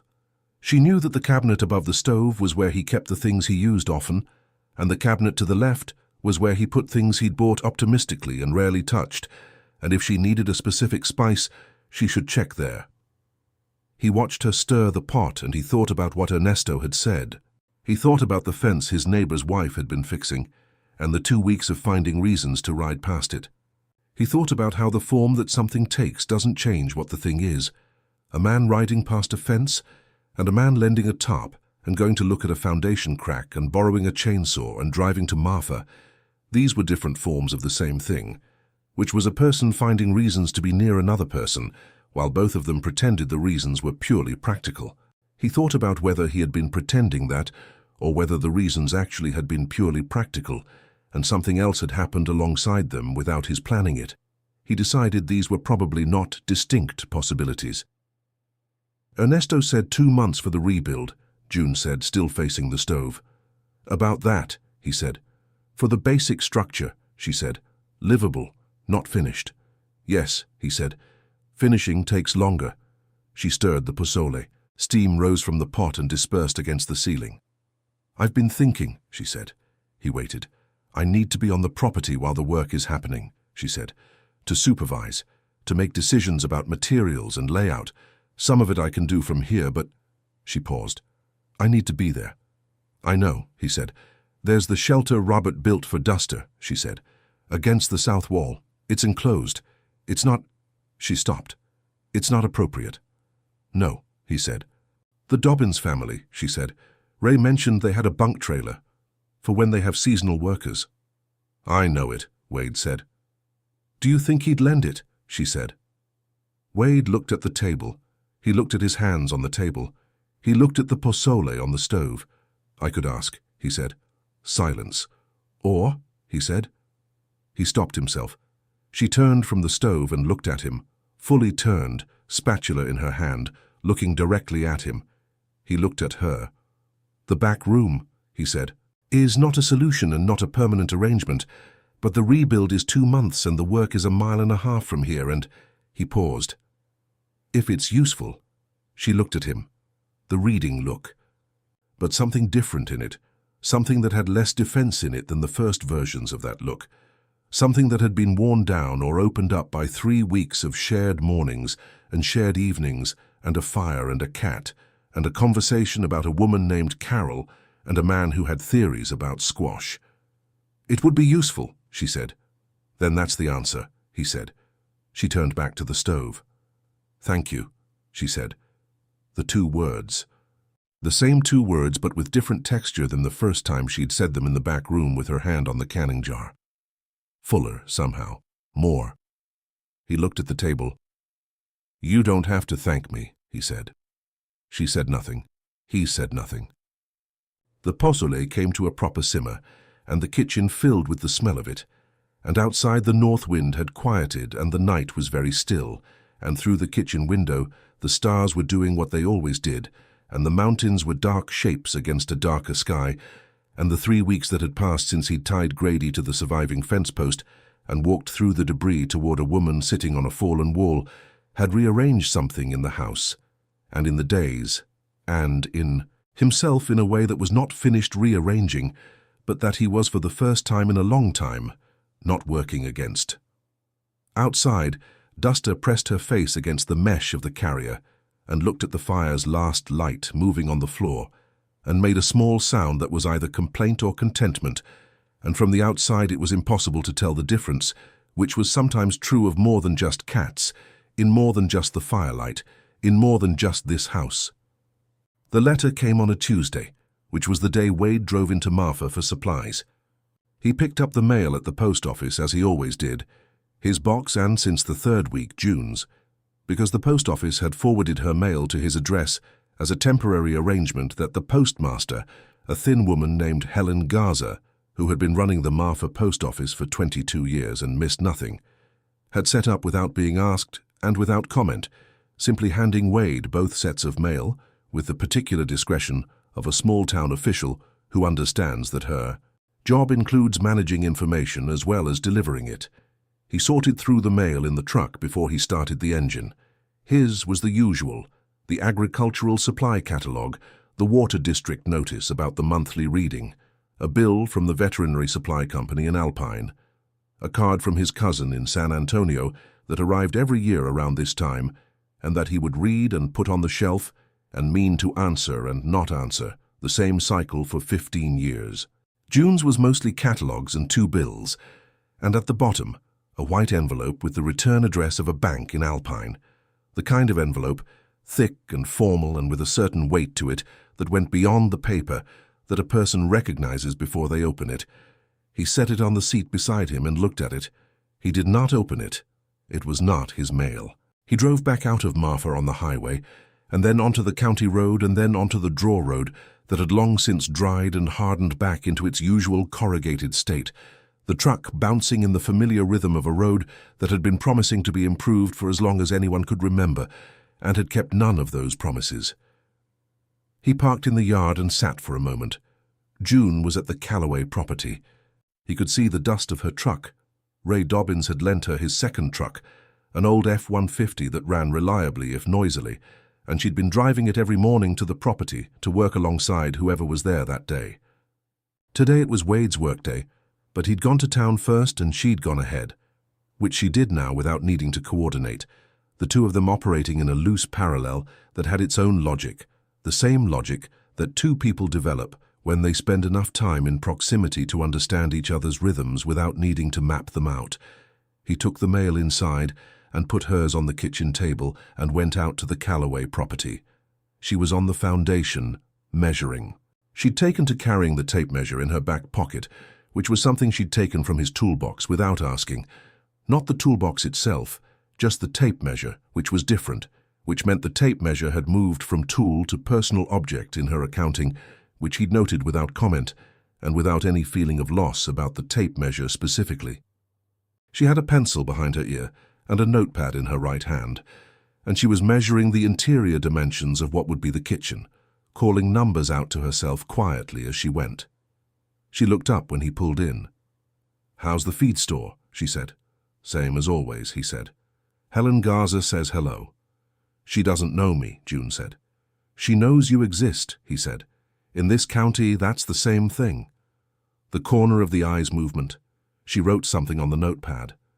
He got out of the truck and looked at the foundation. The work had been progressing in the steady, visible way that construction progresses when the people doing it know what they're doing and don't waste motion. The foundation crack repaired and cured, the corner post set, the first 2 sections of exterior wall framing erected and braced, standing skeletal against the November sky like the beginning of a statement that hadn't yet found its end.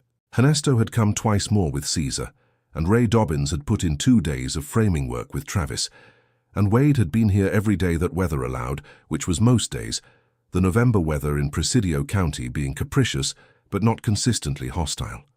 "The east wall framing is ready to go up," June said, still measuring. Ernesto said Thursday. "Thursday works," Wade said. He picked up the framing square from the top of the materials pile and went to the corner post, checking the plumb that he'd checked the day before, and that was still plumb, which was satisfying in the small way that a thing being as it should be is satisfying when you've put work into making it so. They worked through the morning without much talk, which was the mode of their workdays. Communication that was specific and practical and task-directed, conversations saved for the times when the hands were still. He had noticed that June was more talkative in the evenings than in the mornings or during work, which matched something in himself that he hadn't identified as a pattern until he had someone to compare it to. He was a morning worker in silence and an evening talker, if he was a talker at all, and she was the same. And this alignment was one of the unremarkable things that had turned out to matter in a life where the unremarkable things were mostly what there was. At noon, she made sandwiches from the cooler she'd started bringing. She'd found somewhere in the logistics of rebuilding a small cooler that had survived the storm with only a cracked lid, and she'd repaired the lid with duct tape and stocked it every morning from his kitchen before she left, which meant she left his kitchen organized and his kitchen in a state that was generally tidier than the state in which he'd left it, which he'd noticed and said nothing about, because saying something would have required him to explain why he'd noticed, and the explanation would have been more than he was ready to offer. They sat on the foundation slab and ate and looked at the skeleton of the wall framing, and the mountains beyond it, and the sky above the mountains, which was the pale high blue of a November midday, with no clouds and no promises. "I got your mail," he said. She looked at him. "There's a letter," he said. "From First National in Alpine. On the kitchen table." She was very still. "Okay," she said after a moment. "I didn't open it," he said. "I know you didn't," she said. They finished the sandwiches. She looked at the framing, and then at the mountains, and then at the cooler, and she put the wax paper from her sandwich back in the cooler with a deliberateness that was a woman organizing her hands while her mind was somewhere else. 8 months, she said. He waited. "I've been 8 months behind on the mortgage," she said. "Since March. I've been paying what I can, but it's not been enough." She looked at the framing. "The cattle income dropped when I lost the 3 cows in the spring to the screwworm, and the medical bills from when I had the gallbladder thing in February." She stopped. "It compounded." "You knew this was coming," he said. "I knew something was coming," she said. "I didn't know when." She paused. "Now I know when." He said nothing. 30 days, she said, as if she'd already read the letter, which she hadn't, which meant she'd known enough to predict the contents. "That's what they send when it's 30 days. "How much?" he said. She looked at him, a look that was not the reading look, something harder-edged than that, the face a person makes when they are about to say something that costs them something. Wade. "How much?" he said again. 11,000 and change, she said. "The arrears plus the penalty interest plus the bank fees." She said it flatly, the way you say a number when the number is so much larger than what you have that the only way to say it is as pure fact. "The insurance settlement will cover the rebuild materials, most of them. But the settlement isn't in yet. Ernesto's letter got them to revise the assessment upward, but the revised payment takes another 6 weeks to process." She paused. "I don't have $11,000. "I know," he said. She looked at him. "How do you know?" she said. "Because if you had $11,000 liquid, you wouldn't be 8 months behind," he said. Not unkindly, just accurate. She looked away. She looked at the mountains. A hawk turned in the cold air above the eastern ridge, making slow, patient circles. "My sister would give it to me," she said. "She has it. She's offered." A pause. "She'd give me the money, and she'd expect—" She wouldn't say she expected anything, but she'd expect me to come to Dallas. "And use it to go?" he said. "It would feel like it," she said. "It would feel like taking the money was agreeing to the argument she's been making for 4 years. She paused. "I'm not able to separate those two things." He sat on the foundation slab and looked at the skeleton of the wall framing and thought about the mathematics of the situation, which was not just the financial mathematics, but the other kind, the kind that involves what you can accept from whom and what the accepting costs and whether the cost is one that can be paid over time, or all at once, or not at all. "I have it," he said. She turned to look at him with a speed that was faster than her usual movements, a reflexive motion. "Wade, I have it liquid," he said. "In the bank in Alpine. I've been saving for 20 years and spending almost nothing." He looked at the framing. "I can cover the arrears. You pay me back over time from the cattle income, no interest." "No," she said. "It solves the problem," he said. "No," she said again, harder. "June, I said no." She stood up from the slab. She stood with her back to him for a moment, and then she turned around and her face was doing the thing that her face did when she was managing something internal. The composure that was not coldness, but was its own kind of necessary wall. The way a person maintains a wall not to keep other people out, but to keep themselves from coming apart in front of them. "I'm not taking money from you," she said. "It's a loan," he said, "not a gift." "I know what you'd call it," she said. "I also know what it would be." He looked at her. "What would it be?" he said. She looked at him. She looked at the framing. She looked at her hands. "It would be—" She stopped, started again. "We've been in your house for almost a month. You've fed me, and you've been working this rebuild for 3 weeks, and you've driven me to town, and you lent me Ray Dobbins' phone number, and you took Duster to the vet, and—" She stopped. "I'm already carrying more than I know how to carry from you. If I take money on top of it, you're not carrying it from me," he said. "That's not the arrangement." "What's the arrangement?" she said. The directness of it sharp, the question real. He stood up. He was not a tall man standing up. He was eye level with her chin, which was something he'd made his peace with in specific and general, and he stood up anyway, because some conversations required standing. "The arrangement," he said, "is that a neighbor's house was destroyed and another neighbor has the skills and the time and the means to help rebuild it. That's all." She looked at him. "Is it?" she said. He held her gaze. "No," he said. The word sat between them in the cold November air. She turned away. She walked to the edge of the foundation and stood looking at the mountains. He stayed where he was. "I know what's happened," she said to the mountains. "I know what's been happening. I'm not—" She stopped. "I'm not blind to it." He said nothing. "I don't know what to do with it," she said. "That's the honest answer. I spent 23 years with Robert, and I don't know who I am without—" She stopped again. "I don't know who I'm supposed to be now. I'm 40 years old and I'm living in someone else's back room, and I can't pay my mortgage and my house is in pieces and I don't—" She turned around. Her face was composed, but barely. The barely was what showed. "I'm trying to maintain some dignity here." "Taking a loan doesn't undermine your dignity," he said. "From you it does," she said. "From you it means something that a loan from a bank doesn't mean." He looked at her. "And what does it mean?" he said, very quietly. She looked back at him. The barely composed face, the November light on it, the kind of light that strips everything back to what it actually is, because it has no warmth to spare for flattery. "It means I owe you something I don't have a name for yet," she said, "and I'm not ready to owe that." He nodded. He looked at the ground. "All right," he said. Silence. The hawk above the ridge tilted and glided south on an invisible current. "I'll call Carol," she said. He looked up. "My sister," she said. "Her name is Carol too, I realize." A pause. "I'll call her. I'll ask for the loan from her, without agreeing to anything else. That's the honest thing to do." "And if she makes it conditional?" he said. "Then I'll figure that out," she said. "But I'll ask first without the condition. She might not make it conditional. I might be making assumptions about what she wants." He nodded.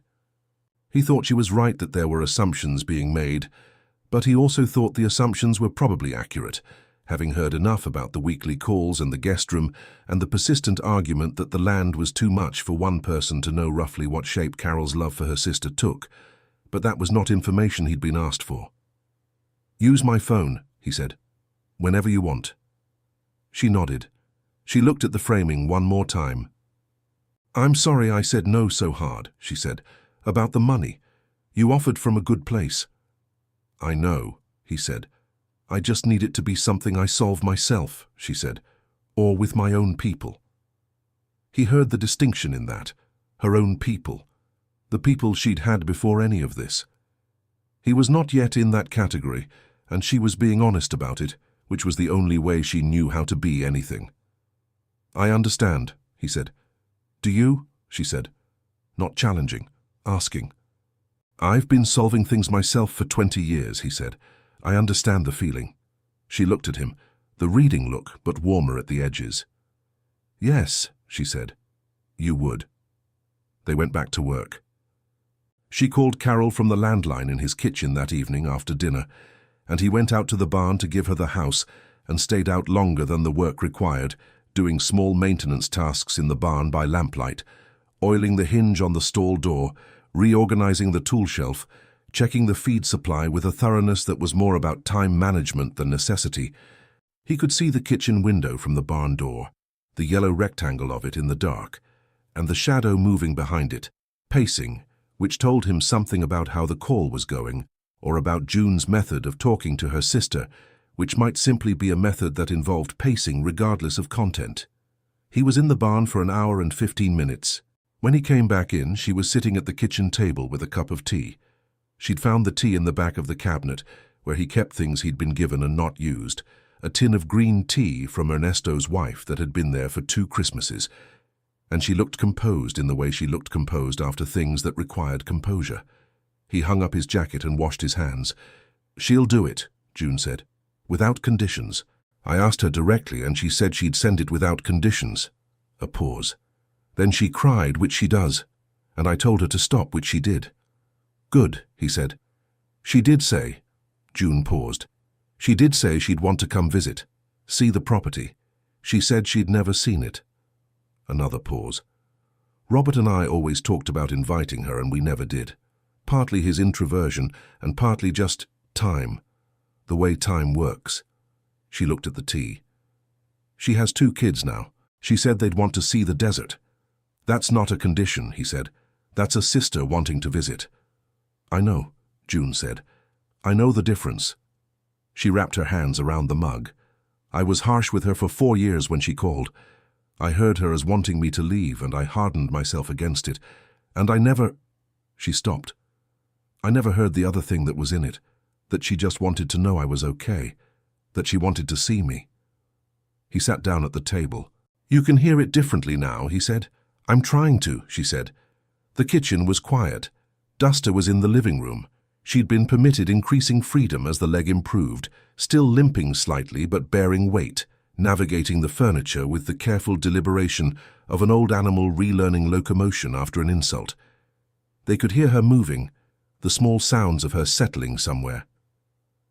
"The 30 days, June said. "I have time. The money will arrive before the deadline." "Good," he said. "And the insurance settlement," she said. "Ernesto says 6 weeks. If it comes when he thinks—" "It'll come," he said. "Ernesto's letters have a history of producing results." She smiled at that. A real smile, the first full one he'd seen. Not the corner of the eyes version, but the actual thing, changing her whole face, the lines of it, the way light sat on it. It lasted only a moment before it went back to whatever default expression she wore. But he caught it and held it the way you hold something that appears briefly and might not come back. He looked at the table. "You should know," he said. "Carol—" He stopped and then continued because he'd started. "The woman I told you about, she wrote to me, after she married, a letter. She said—" He paused. "She said she didn't blame me, and she hoped I'd found what I was looking for out here." June looked at him. "Had you?" she said. "I thought I had," he said. "I had the work and the land and Grady and the routine. I thought that was—" He stopped. "I thought that was what I'd been looking for." "And now?" she said. He looked at her. She looked at him. The kitchen was very quiet. "Now I think I was confusing peace with completion," he said. "I had peace. I thought they were the same thing." She was very still. "They're not," she said. "No," he said. "They're not." Something passed between them in the kitchen that had the quality of a door opening slowly, not thrown wide, not sudden, just the gradual and deliberate movement of a door that has been closed for a long time, finding inch by inch that the room on the other side is not what was feared. She looked at her tea. "I don't know what I'm doing," she said. "I want to be honest about that. I know that there is—" She stopped, looked for words. "I know that there is something here, between us, something that has been building since—" She paused. "Since you stood in front of me on that fallen wall and didn't know what to do with your hands." He looked at her. "I noticed that," she said. "The hands." "I noticed that you noticed," he said. She looked down at the table. "I don't have a name for it yet," she said. "What's between us? It's real. I'm not questioning that. I'm not going to pretend it doesn't exist because that would be dishonest and—" She looked up.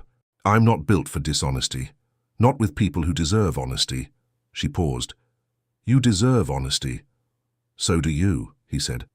"Then honestly," she said, "I'm 40 years old and I buried my husband and I've been alone for 4 years and I don't fully know yet who I am on my own, without him. I know some of it.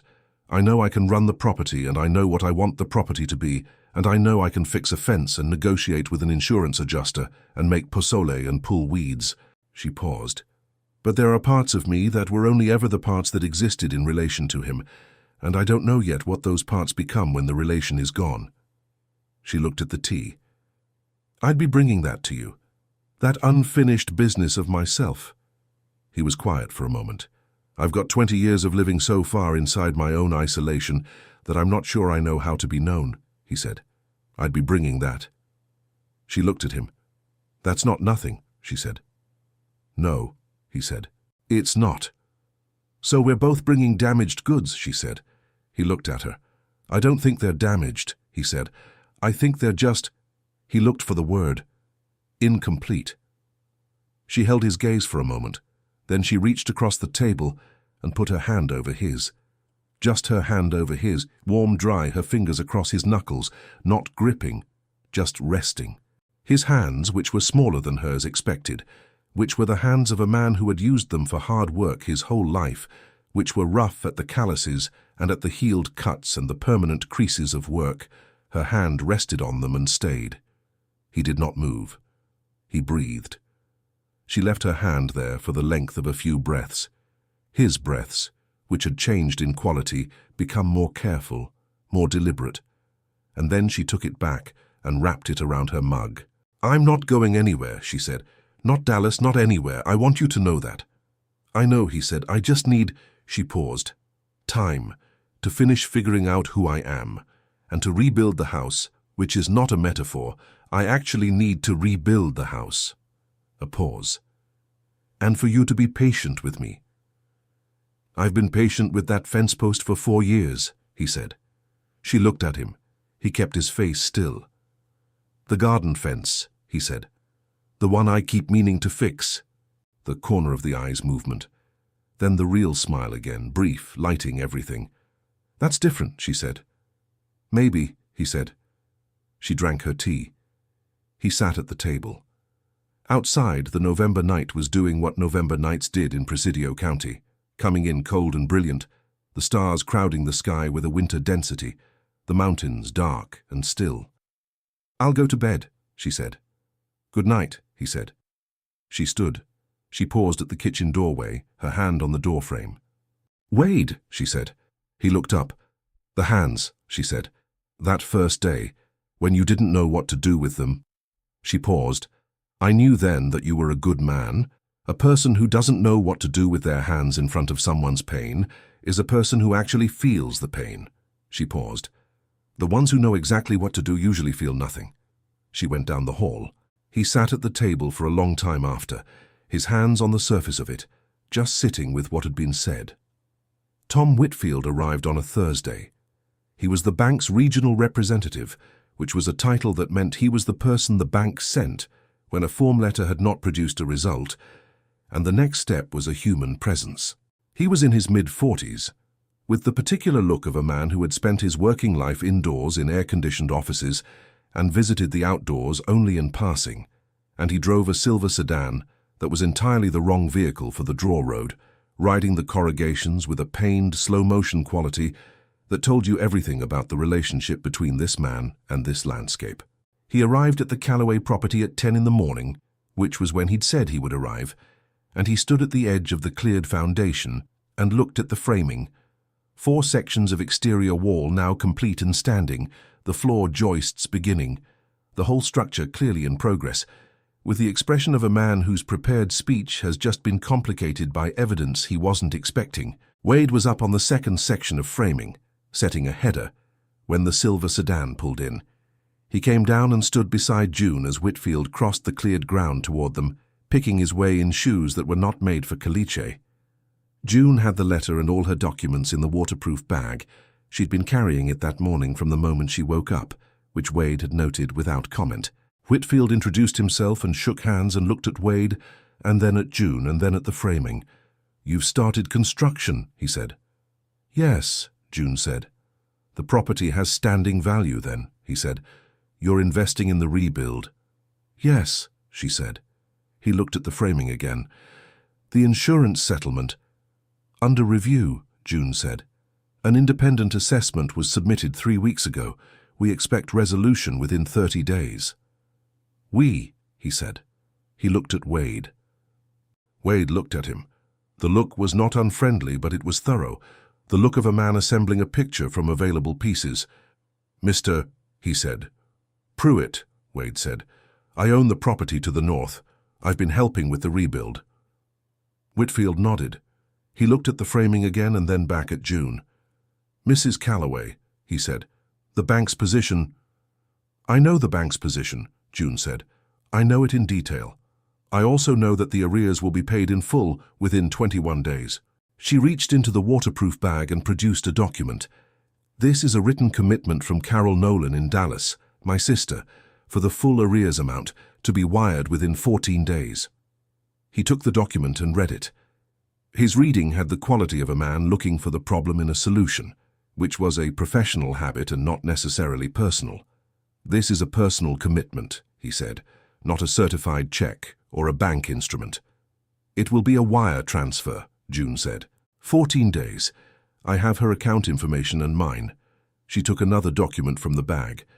"I've also prepared a recovery plan for the remaining balance, the ongoing mortgage payments, based on the insurance settlement timeline and the projected cattle income for next year." She handed him the second document. "The 9 head I lost in the storm have been partially recovered. 6 were found last week on the Haynes property to the south. I'm at 17 head now and expecting to be at 20 by spring with the calves." Whitfield read the recovery plan. His reading changed character. Slower, more careful, the problem-finding look replaced with something that was closer to recalibration. Wade stood beside June and said nothing. He had nothing to add to this. She had prepared everything, had been preparing it since before the letter arrived, because she was the kind of person who prepared for the thing she feared in the only way she knew how to prepare, which was with documents and numbers and the clean, undeniable language of a plan. He was not surprised. He was something else, something that had no efficient name, a combination of respect and recognition, and something warmer than both. Whitfield looked up from the second document. "This is thorough," he said. There was genuine acknowledgement in it, and something that might have been the particular note of a man who had underestimated someone and was in the process of adjusting. "Yes," June said. "It is." He looked at the framing one more time. He looked at the cracked corner post with the angle brace that Ernesto had directed and Wade had executed. He looked at the materials pile stacked and covered against the wall, the lumber organized by size, the fasteners in labeled containers, the whole site arranged with the precision of people who were serious about what they were building. "I'll take this back to the regional office," he said, "with my assessment of the property and the rebuild progress." He paused. "I'll recommend we hold the foreclosure proceeding pending receipt of the wire transfer." "Thank you," June said. "If the transfer arrives in 14 days, it will," she said. He looked at her for a moment with the expression of a man who was, despite himself, convinced. "Then we should be able to work out an amended payment schedule for the balance," he said, "based on the recovery plan." "I'd appreciate that," she said. He put the documents in his briefcase. He looked at the rebuild. He looked at Wade. He looked at June. "You've done a lot of work here," he said, "in a short time." "Yes," she said. "It shows," he said. He picked his way back across the caliche to his silver sedan. They watched him navigate the corrugated draw road with the same pained, slow-motion quality of his arrival, the sedan rocking, the dust following it. When he was gone, June let out a breath that was not dramatic, just the breath of a person releasing something that had been held under controlled pressure for several days. "That went better than I expected," she said. "You prepared well," he said. "I prepared obsessively," she said, "which is my version of well." He looked at her. "It works," he said. She looked at the framing, at the angle brace on the corner post. at the recovered foundation. "I've been thinking about the layout," she said. "The rebuilt layout. Ernesto and I were talking about it. He thinks if we move the kitchen to the east side instead of the north, we get morning light in the kitchen, and the prevailing wind doesn't go directly through the main room in summer." "That's a significant change from the original plan," he said. "Yes," she said, "it is." She paused. "The original plan was Robert's. He designed it, and I lived in it for 20 years, and She paused. "I love what it was. But I'm building new now." She looked at the cleared foundation. "It can be different. It can be better in different ways." She looked at him. "Don't you think?" He looked at the foundation. He thought about the east wall in morning light. He thought about the prevailing wind in summer.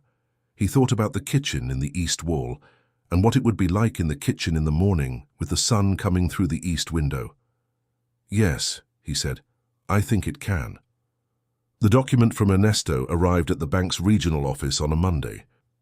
Wade knew this because Ernesto called him from the feed store in Presidio, the feed store having a phone that Ernesto was willing to use under specific circumstances, the submission of formal correspondence apparently meeting the threshold, to confirm it had been sent and received, and then to ask whether Wade had eaten the tamales that Ernesto's wife had sent 3 weeks ago.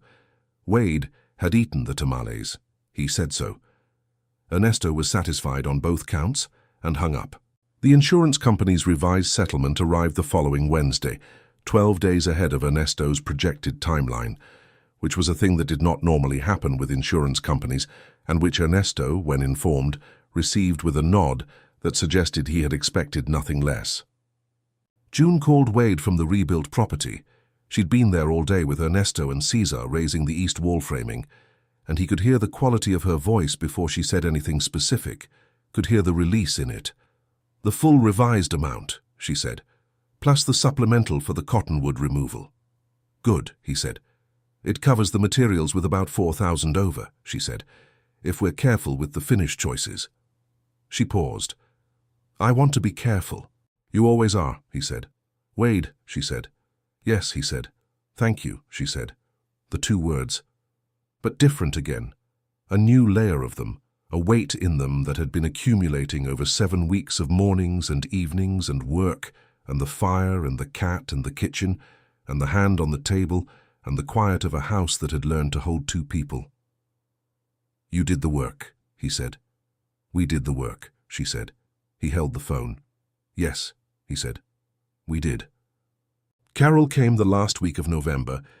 She drove from Dallas in a rented SUV, arriving on a Friday afternoon, and she was nothing like what Wade had expected, and entirely like what June had described. A woman who expressed love through volume and presence, who came into a space and immediately occupied it in a way that was not aggressive but was simply very alive, with 2 children in the back seat who were 7 and 9, and who burst from the SUV with the specific energy of children who have been in a car for 7 hours and whose bodies have made a decision about this independently of their minds.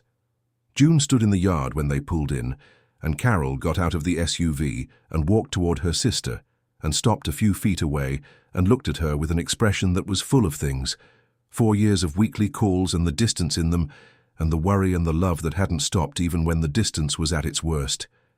And then she hugged her. June allowed it. More than allowed it. Her arms went around her sister, and she held on with the complete unconscious force of someone who had not been held in a long time and whose body had its own accounting of how much it had missed this.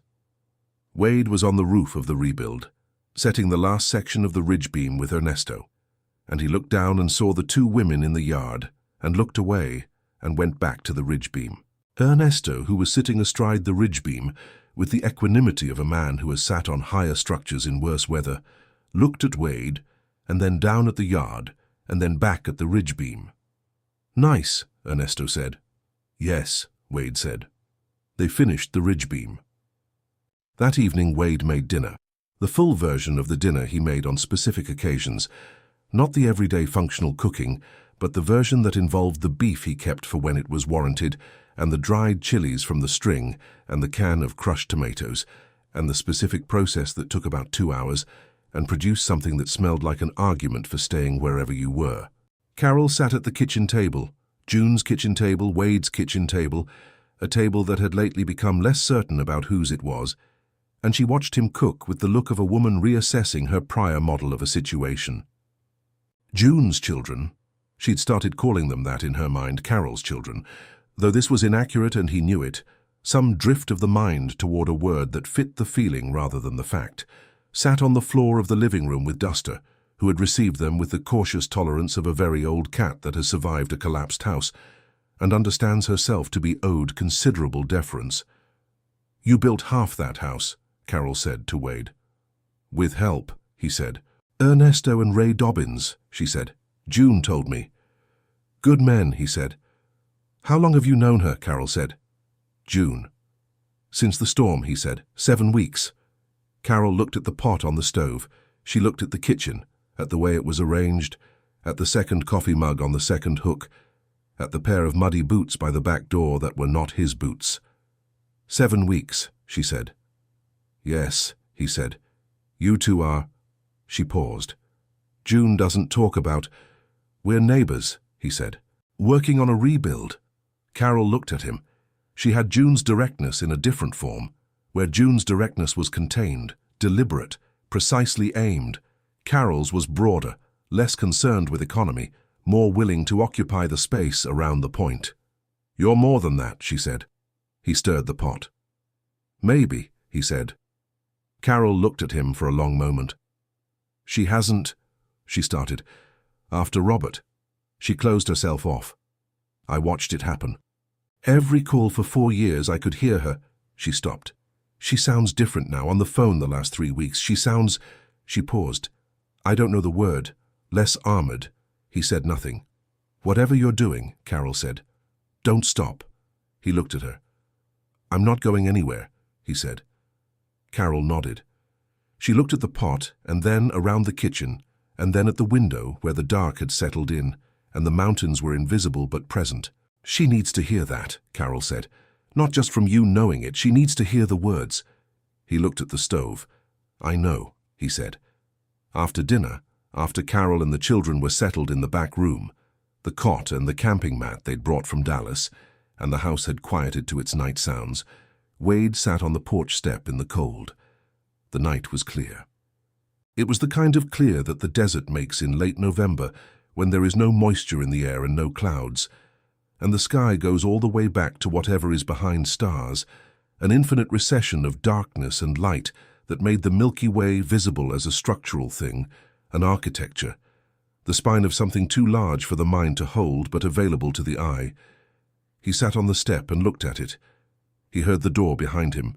June came out and sat beside him on the step. Beside him, which meant close, which meant their shoulders were almost touching in the cold, and neither of them moved away from the nearness. She looked up at the stars. "She told me she likes you," June said. "I like her," he said.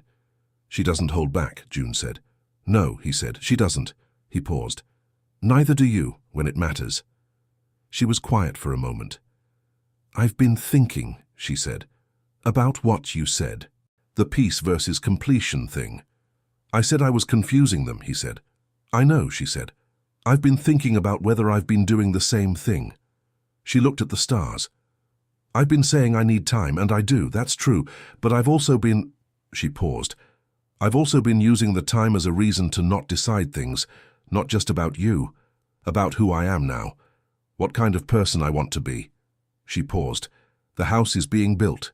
Every week it's more of a house and less of a ruin, and I've been watching it go up and thinking, at some point I have to be ready to live in it, actually live in it, not just sleep there." A pause. "And some part of me is afraid that when I move back in, I'll lose—" She stopped. He waited. "This," she said. "Whatever this is. The mornings and the evenings and the—" She stopped. "I know that's not rational." "It is rational," he said. "It's a real thing to be afraid of." She turned her head and looked at him. In the starlight, her face was made of silver and shadow. "I don't want to lose it," she said. He looked at the stars. "You don't have to," he said. She was very still. "The thing between us," he said. "The thing that doesn't have a name yet." He paused. "It doesn't live in the back room. It lives in whatever this is, however close we stand to each other. Whether that's your kitchen or my kitchen or the draw road or the foundation of your house. He paused. It goes where we go. She looked at him. You're not a man who says things like that, she said. No, he said. I'm not. He paused. I'm saying it now. She looked at the stars. He looked at the stars. Their shoulders were touching now. When that had happened, he couldn't say. The cold and the closeness and the particular logic of two people sitting on a porch step in the dark, finding the warmth that is available. She leaned her head just slightly and rested her temple against his. She had to incline down to do it, the geometry requiring a slight bend of her neck, and she did it without hesitation, without the preliminary consideration that their first movements toward each other had always involved just the simple, unreserved resting of her temple against his, her breath visible in the cold air alongside his. He sat very still. He breathed. The stars burned with the indifference that is not coldness, but is simply what burning is, the absence of choosing, the pure and constant giving of light. I'm afraid too, he said, in case that's useful to know. It is, she said, against his temple, her voice close. I'm afraid I've been alone long enough that I've forgotten something, he said. Something necessary, about how to be with another person. He paused. Not the practical things. The other things. What other things, she said. How to be known, he said. How to let someone, he paused, know the inside of things. She was quiet. You've been letting me know the inside of things, she said, for 7 weeks. Without meaning to, he said. That's the only real way, she said. He thought about this. Yes, he said. I suppose it is. They sat on the step with the cold around them, and the heat between them where their shoulders met, and her temple against his. And above them the Milky Way went about its ancient structural business. And somewhere inside the house, a 7-year-old turned over on a camping mat and settled back to sleep. And Duster walked along the windowsill and looked out at the night with the yellow-eyed assessment of a creature who has survived the unsurvivable and now regards the world with a reasonable confidence in her own continuing existence. The house will be ready in 3 weeks, June said. About that, he said. When it is, she said, I want you to come to dinner. In the house. My kitchen. A pause. I want to cook for you in my kitchen. He thought about the east wall and the morning light she'd planned for. I'll come, he said. She lifted her head from his temple.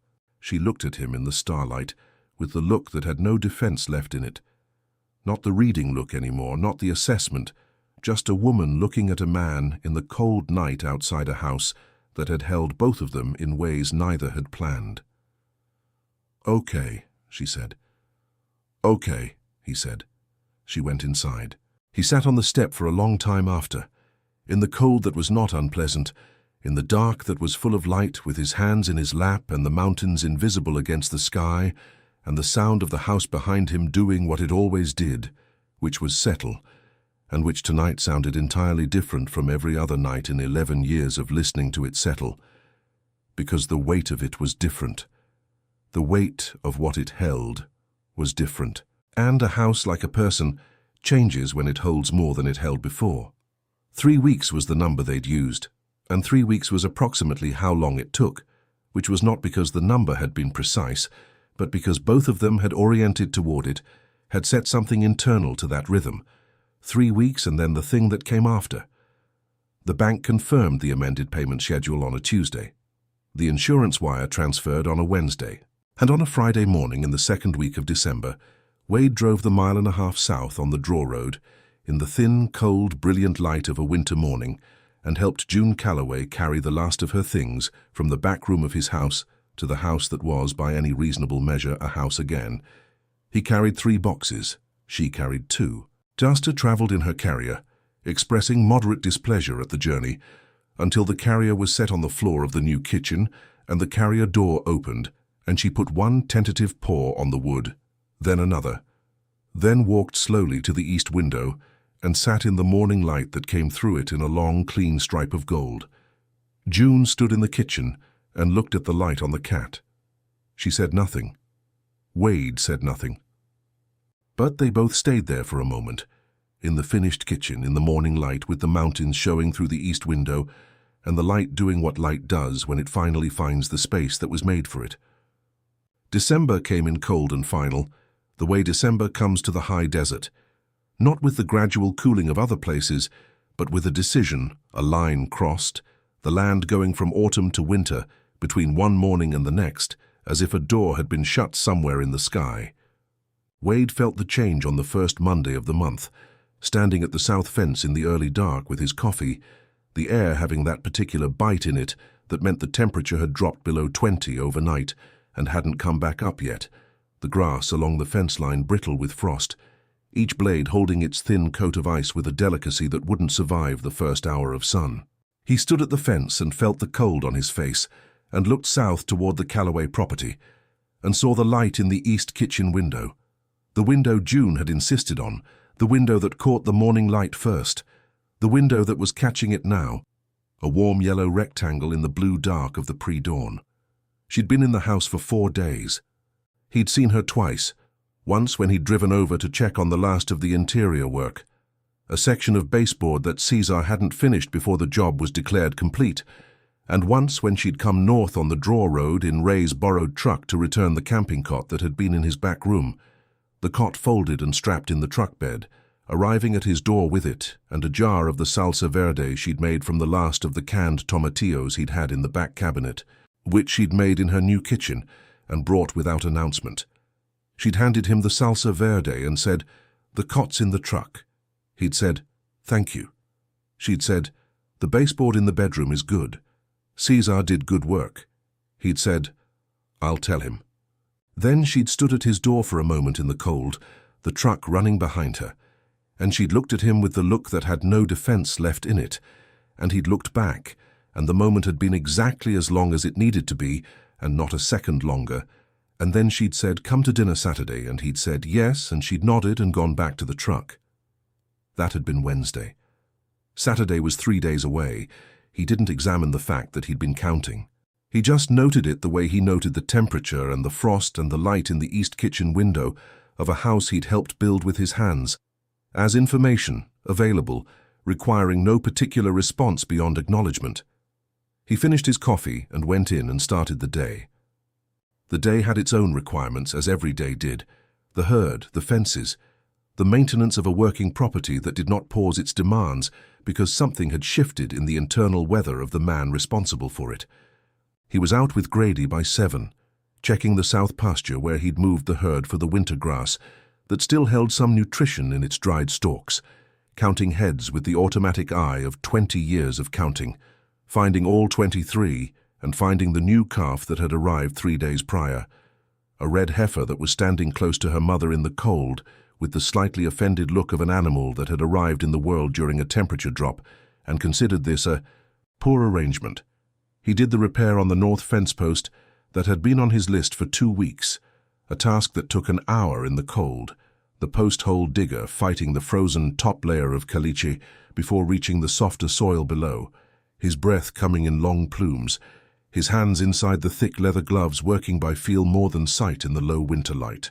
He thought while he worked, which was when his best thinking happened, not the analytical kind, the kind that goes in circles around a problem, but the other kind, the kind that moves through a problem the way a creek moves through a landscape, following the available path, finding what is lower and going there.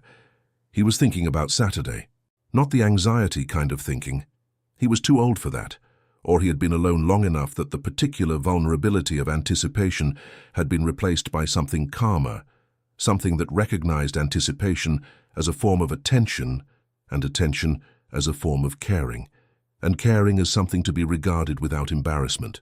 He was thinking about Saturday the way he thought about the things he cared about, with specificity, with attention to detail, with the practical recognition that a thing worth caring about was worth preparing for. He was thinking about what he wanted to say. He'd been carrying it for 2 weeks, a specific thing, a specific form of it, and he'd been running it through his hands in his mind the way he ran a rope through his hands to check for weakness, feeling for the places where it might fail, the places where the words weren't sufficient or accurate or honest enough. He was not a man who said things that weren't sufficient and accurate and honest. That meant the preparation took longer. But it was better, when the words finally came, to know they were right. He tamped the post and checked the plumb and moved on to the next section of fence. June spent the week in her house. This was not a statement of confinement. She went to Marfa twice, once for supplies and once to meet with the bank's loan officer, a different person from Whitfield, a woman named Adriana Flores, who had grown up in Presidio and came to the meeting with a straightforwardness that June had appreciated. The amended payment schedule was signed and filed. The accounts were current. The land was hers. She came home from that meeting and stood in her kitchen in the afternoon light and said nothing to no one, because there was no one to say it to. And that was the thing that she was carrying that week, the specific weight of a good thing happening in an empty room. When good things had happened before, in the Robert years, there had always been someone to turn to, not for celebration exactly. Robert wasn't a celebrator, but for witness, for the simple acknowledgement of another person present who knew that the thing had happened and that it mattered. She thought about Wade. She thought about him with the specific quality of thought that a person brings to someone who has become, without any formal announcement, the person they reach for first. She could have called him. She had a phone now, a simple thing from the Marfa hardware store, prepaid with his number in it, and Ernesto's and Dr. Pina's and Carol's. She could have called and said the accounts are current, the land is mine. He would have said something brief and right. She knew what it would sound like. She had his voice in her memory with the particular clarity that a voice achieves when you've been listening to it every day for 7 weeks. She didn't call. She put the kettle on and made tea and sat in the east kitchen with the afternoon light going long and orange across the new wood floor. And Duster came and sat in the light beside her, and she sat in her house, in the silence that was different from all the other silences of the past 4 years, because it had a direction now, because the silence was not the silence of nothing, but the silence of something waiting, something that had a form and a warmth and was 3 days away. She looked around her kitchen, the east wall, the morning light, the windows she'd designed and Ernesto had built and Wade had framed and Cesar had finished with care. The wood floor that had cost more than the alternative, and that she'd chosen anyway because she'd looked at it in the lumberyard and thought, without meaning to, that it was the color of Wade's kitchen table in the morning, and she'd put that thought away and chosen the floor. She looked at the floor. Then she got up and started making a list of what she needed from the pantry for Saturday. On Friday, Ernesto came by unannounced. This was his habit. He called only to confirm formal business. The rest of his visits conducted on the old understanding that a neighbor who arrives is a neighbor who is welcome, which was a principle that June had already absorbed into her operating assumptions about this county and these people. She heard the truck on the draw road and went out to the yard. He got out of the truck carrying a box. "From Maria," he said, "the dried chilies. She grows them herself, for your kitchen." June took the box. It held 4 varieties of dried chilies, each in its own paper bag, with the variety written on the outside in a neat, careful hand. Ancho, Mulatto, Pasilla, Guajillo. The chilies were beautiful, deep red-brown and almost black, the dried skins of them papery and fragrant, the smell of them something between smoke and fruit and old wood. "Thank her for me," June said. "Come thank her yourself," Ernesto said. "Next week, Maria wants to cook with you. She says you make posole. She wants to argue about it." "Argue?" June said. "She has opinions about posole," Ernesto said. "Everyone in my family has opinions about posole. It's a source of ongoing conflict." He said this without any expression that suggested it was a problem. "Come Sunday. Bring Wade." She looked at him. "I'll ask him," she said. Ernesto looked at her with the look he had, direct, unhurried, the look of a man who has been watching 2 people for several weeks and has arrived at his own conclusions. "He'll come," Ernesto said. "You don't need to ask him. Tell him."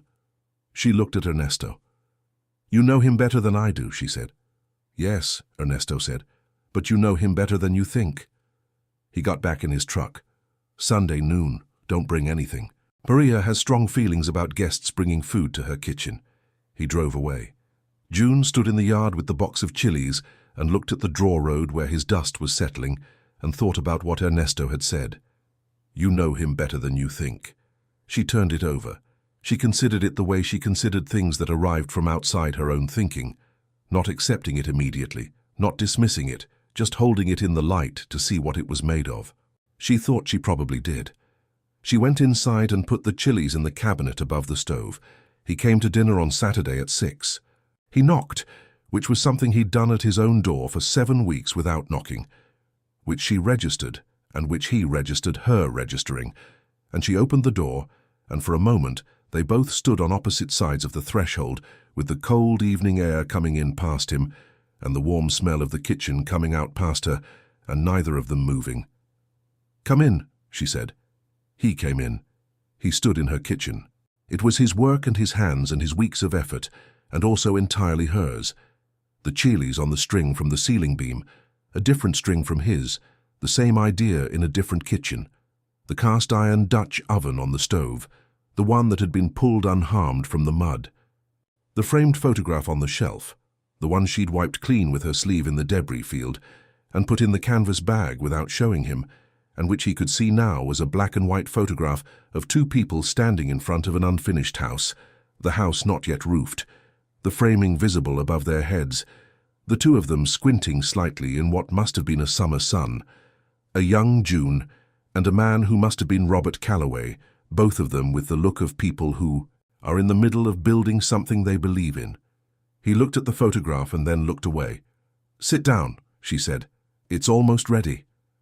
He sat at the table, her kitchen table, a different table from his, a round one that she'd bought second-hand in Marfa and refinished herself, the surface sanded down and oiled to a warmth that was almost amber in the kitchen light. He put his hat on the hook by the door, the hook that was exactly where his own hat hook was by the door, which was where a hat hook should be, which he'd noticed and said nothing about. She put food on the table. Not just the main thing, but the full version.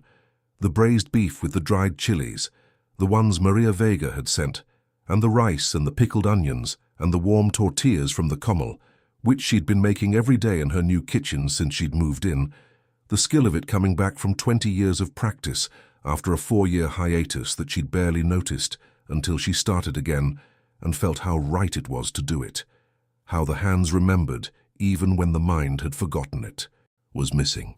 She sat across from him. They ate. The food was extraordinary in the specific way that food is extraordinary when a person has put themselves into it. Not the fancy kind, not the kind that requires technique for its own sake, but the kind that requires caring, the kind where the quality shows up in the decisions made early, in the chilies chosen, and the time taken, and the patience of a long braise that didn't need tending, but that she'd been in the kitchen for anyway, present with it. He didn't say it was extraordinary. He ate in the way he'd always eaten her food, which was with complete attention and no performance, which was the truest compliment she knew how to receive. "The kitchen," he said after a while. "Yes," she said. "The east window," he said. "Ernesto told you about the light." "I knew about the light," she said. "I asked Ernesto to confirm it." He looked at the window. Dark now, the December night pressing its face against the glass, the mountains invisible, but there. "In the morning," he said. "In the morning," she said.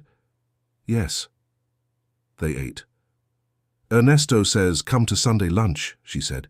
"He says you'll come if I tell you rather than ask." He looked at her. "He's right," he said.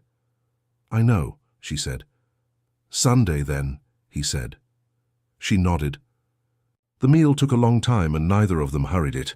The plates refilled once, the tortillas replenished from the cloth she kept them wrapped in on the warm commel, the kind of meal that expands to fill the time available because 2 people are not ready to be done with the table and the light and the being here in this specific room, which is finally the right room. At some point during the second helping duster came in from wherever she'd been, the limp almost gone now. The leg healed to a functional near-normalcy that Dr. Pina had confirmed 2 weeks prior, and she went directly to Wade's chair and looked up at him with the particular demanding quality of a cat who has decided that a specific human is acceptable and expects this to be acknowledged. He reached down and scratched behind her ear. She pushed into it with the urgent, headlong force she'd used on June's hand in the debris field all those weeks ago. The pressing in that was their asking, their pure and direct form of request. He scratched behind her ear until she'd had enough and moved away. June watched this. "She doesn't do that with everyone," she said. "I know," he said. "I've earned it." "How?" she said. "I drove her to the vet," he said. "You drove me to the vet," she said. "She just came along." He looked at her. The corner of his mouth moved. Not quite a smile, but its precursor, the shape that the face makes before it decides whether to commit. "Same thing," he said. She looked at her plate.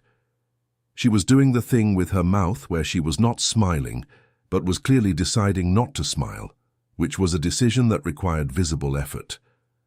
"Finish your food," she said. After dinner she made coffee, and they sat not at the table but in the 2 chairs she'd arranged in the main room. Chairs that had come from the wreck of the house and been refinished by her hands, stripped and sanded and restained in the weeks before the house was ready, both of them showing the particular beauty of things that have been worked on and worked back from something finished to something new. The wood stove she'd installed in the main room, the same position as the original, the southeast corner where the heat distributed best, was going, a good fire, the orange light of it moving on the floor. This was the room with Robert's photograph on the shelf, and also the room with the new floor, and also the room where June Calloway sat across from Wade Pruitt with her coffee, and the fire, and the December night outside the windows, and the cat somewhere in the back of the house doing whatever old cats do in the dark. "I've been thinking," Wade said. She looked at him. "About something to say," he said. She was still. "I've been thinking about how to say it," he said. "For a while now. I've been—" He paused. He was looking at the fire, not at her. "I'm not a man who says things before I know they're right. I've been making sure these were right." She said nothing. She waited. "When I found you on that wall," he said, 7 weeks ago, I didn't know what to do with my hands." He paused. "You told me what that meant to you, what the not knowing meant." He looked at his hands, which were on his knees still. "What it meant to me was different." He paused again. "I'd stopped feeling the weight of things, the daily things, the way the land looks, the way the coffee tastes, the way the cold comes in December. I'd gotten efficient at experiencing them, like I was processing the days rather than living them." He looked at the fire. "When I saw you on that wall, I felt the weight of something. Your situation, your specific actual situation. In a way I hadn't felt anything specific in—" He stopped. A long time. She was watching him with the look that was not reading anymore, had not been reading for weeks. The look that was simply open. "I want to say it plainly," he said, "because I think you're a person who deserves plain things. Not because I don't have other kinds. I have them, it turns out, more than I thought. But because plain is what I can guarantee to be accurate." He paused. "I love you." The fire, the room, the night outside. "Not the falling kind," he said. "I'm too old for the falling kind, and I don't think it would suit either of us. The other kind.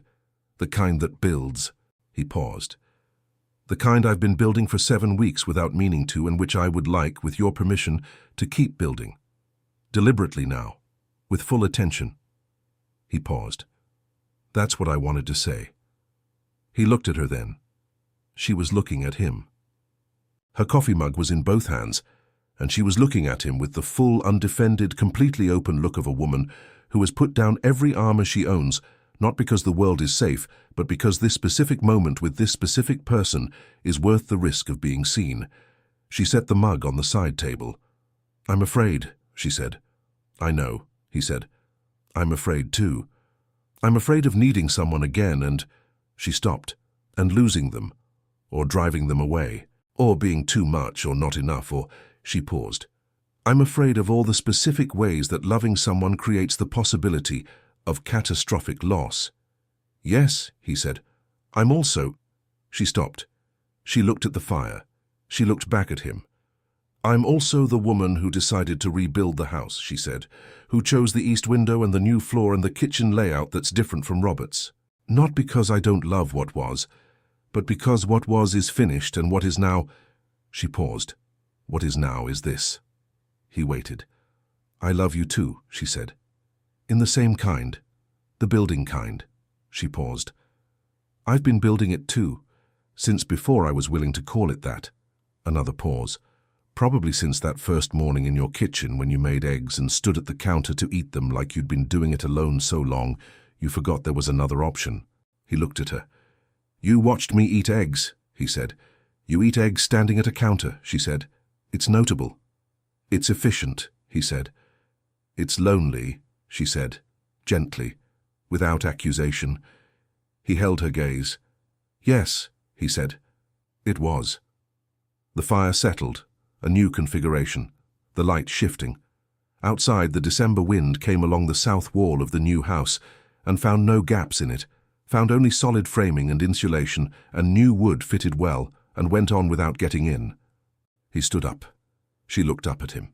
He crossed the small distance between the two chairs, 4'5", no more than that, and he stood in front of her, and he held out his hand, not reaching for her face or her shoulder, or anything that required her to accept before she was ready.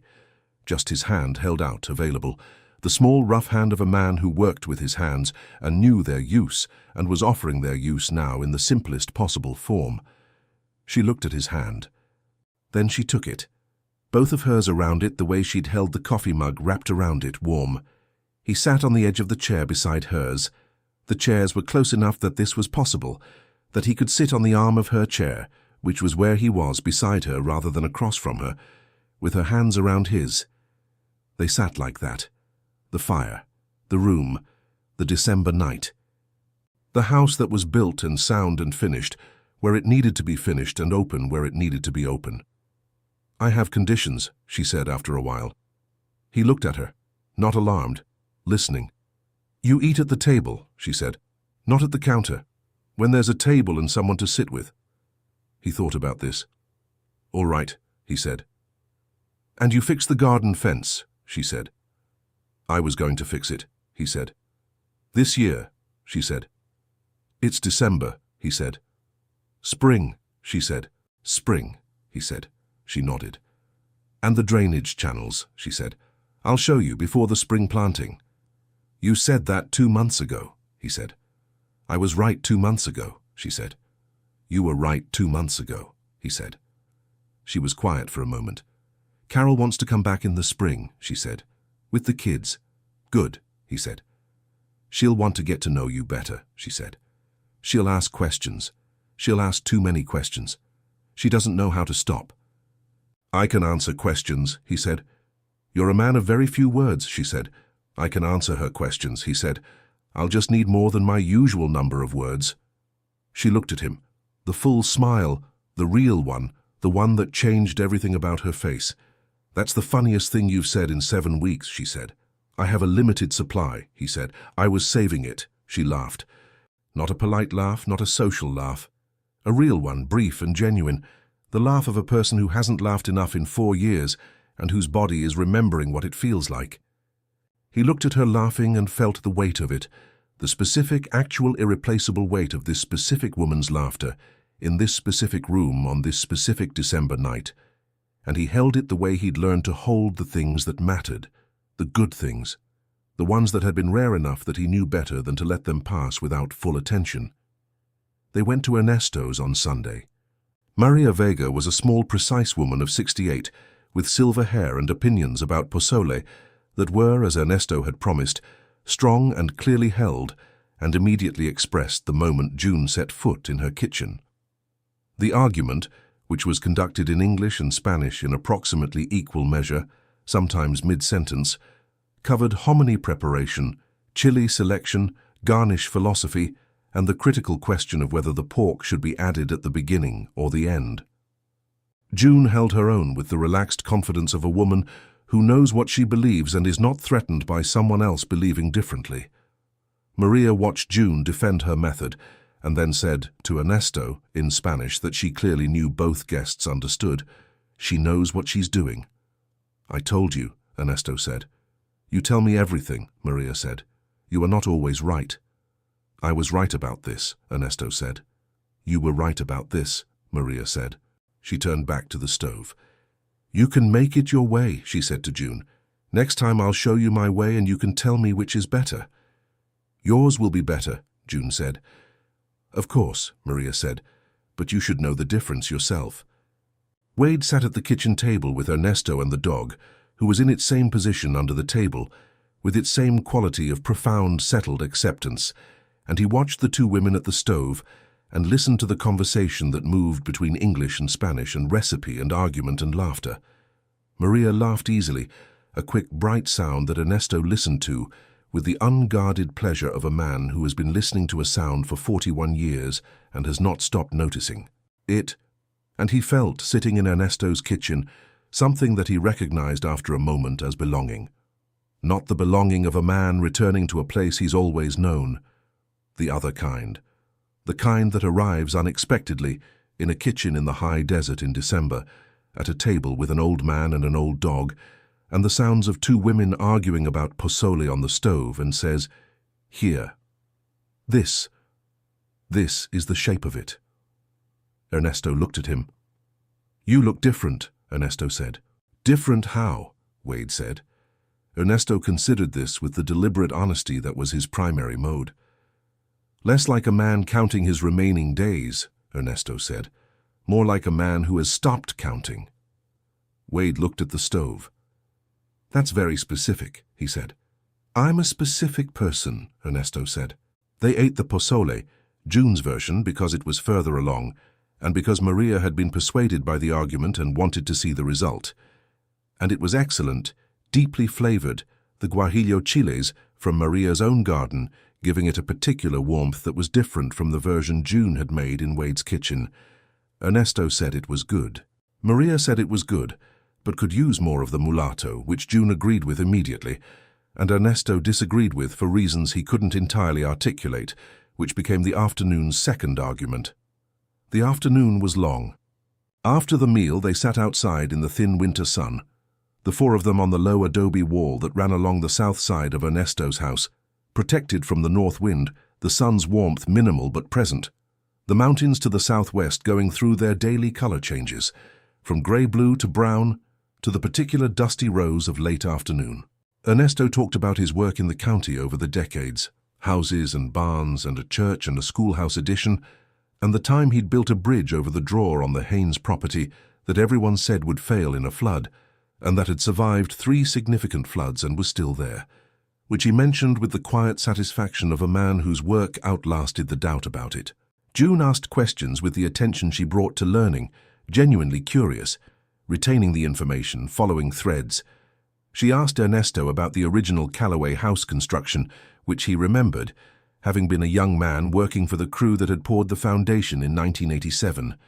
"Your husband chose the site himself," Ernesto said. "There were better sites on the property, higher ground, better views. He chose the low site because of the cottonwood." He paused. "He said it would be good for shade." June was quiet for a moment. "I know," she said. "He was right about the shade," Ernesto said. "Wrong about the roots." "Yes," she said. "Men are often right and wrong in equal measure," Ernesto said. "The ones worth keeping are the ones who are right about the things that matter most." He looked at Wade as he said this.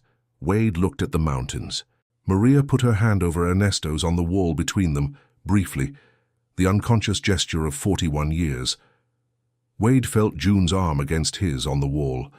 They were sitting close in the cold, the same logic as the porch step, the available warmth, the easy claiming of it, her arm against his.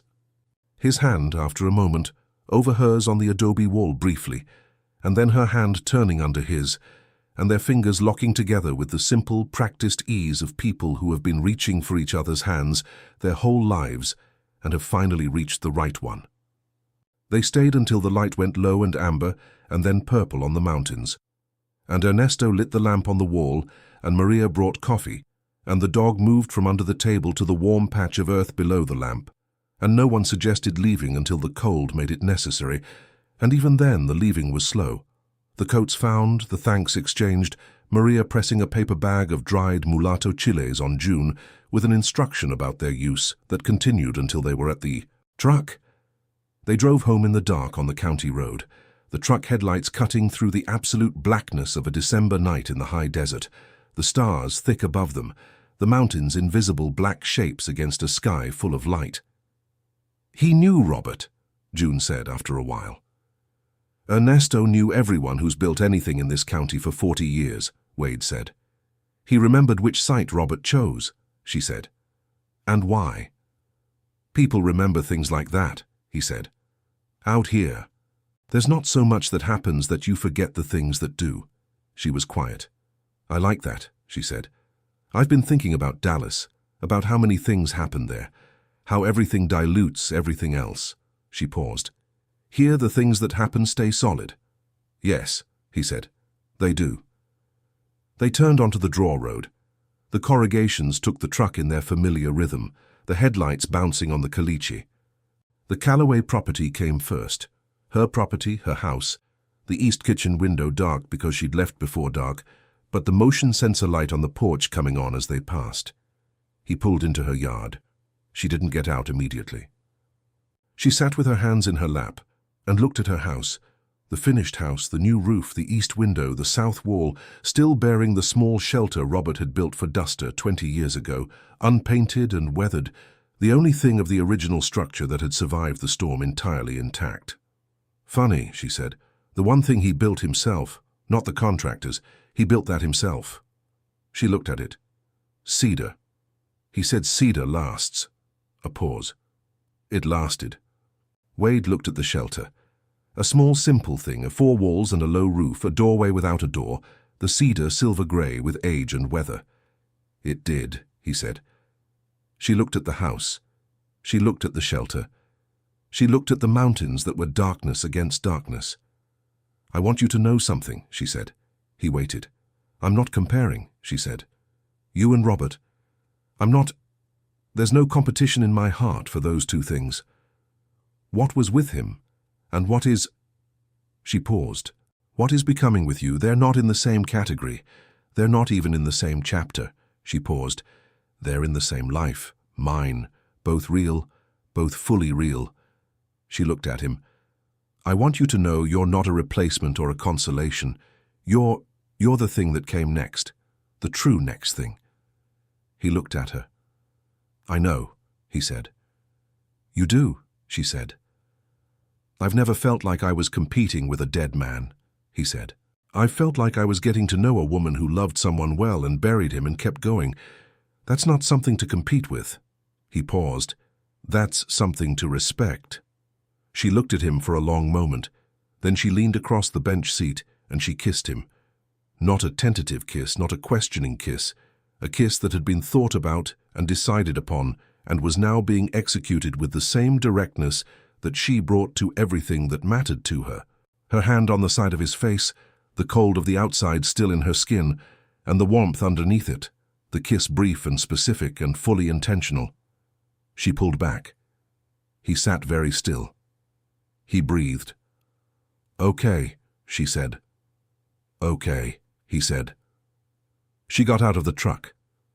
He watched her go to her door and put her key in the lock and open it, the porch light on her, and she turned in the doorway and looked back at the truck, at him behind the windshield, and she raised one hand. Not a wave exactly, something more deliberate than a wave, a gesture that meant I see you standing there and I'm glad you're there. He raised his hand. She went inside. He sat in the truck for a moment in her yard, the engine running. The headlights on the new house, on the cedar shelter on the south wall, on the east window that was beginning to show the light she'd turned on inside. Then he put the truck in reverse and went home down the draw road under the stars. The weeks between December and the New Year had a texture that both of them would carry. There were mornings when she drove north on the draw road at 5:40, and he heard the truck before he came in from the barn, and had the coffee made by the time she came through the door. And she came through the door the way a person comes through a door when they have been expected, without the particular carefulness of someone arriving somewhere they aren't sure of. She came through the door and took the mug, and looked out the kitchen window at the mountains coming into the early light, and said whatever she said, which was usually something about the property or the cattle or the day's work, and he answered, and they made breakfast, and the day organized itself around both of them the way days organize themselves when they have enough structure to be reliable and enough room to be lived in. There were evenings in her kitchen when he came to dinner and stayed late enough that the drive back in the dark was a decision rather than an assumption. And on one such evening in the third week of December, she said, without preamble, "You don't have to drive back. The road's icy." And he'd looked at the road visible through the window, and the road had been icy, and he'd stayed in the chair by the stove until he'd fallen asleep in it, which was not the most dignified outcome, but was an honest one. And in the morning she'd put coffee in front of him and said nothing about the chair except, "Your neck," and he'd moved his neck and said, "It's fine," and she'd said, "It's not fine," and he'd said, "It's manageable," and she'd looked at him with the full smile and said, "That's my word," and he'd said, "You're not the only one allowed to use it." There were the Sunday lunches at Ernesto's, which became a standing thing without being declared a standing thing, the way the best arrangements happen.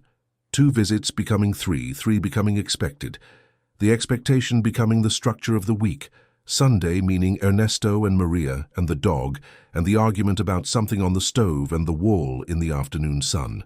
There was the phone call from Carol on the second Sunday, Carol having apparently interrogated Ernesto's description of Wade out of June on a previous call, and now calling to speak to him directly, which June handed the phone to him for, with the expression of a woman who was watching something she'd caused, and was enjoying more than she'd admit.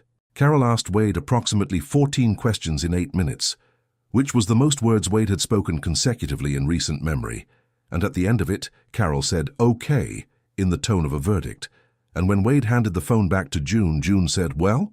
And Wade said, "She asked if I was good to you," and June said, "What did you say?"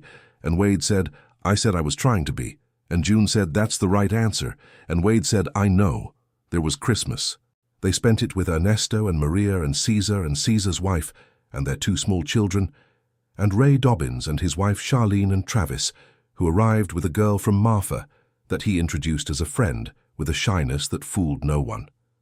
The table was long, extended with a folding section that Ernesto brought out from the storage room each December, a table that had been extended the same way for 40 years of Christmases, the same scratches in the folding section that had always been there, the same particular lean to the left that everyone knew to account for when setting the glasses. Wade sat at that table surrounded by the people who were the people of this county, the ones who had been here long enough to be the county in some essential way, and June sat beside him, close, her shoulder against his the way her shoulder had been against his on the wall in Ernesto's yard and on the porch step in November.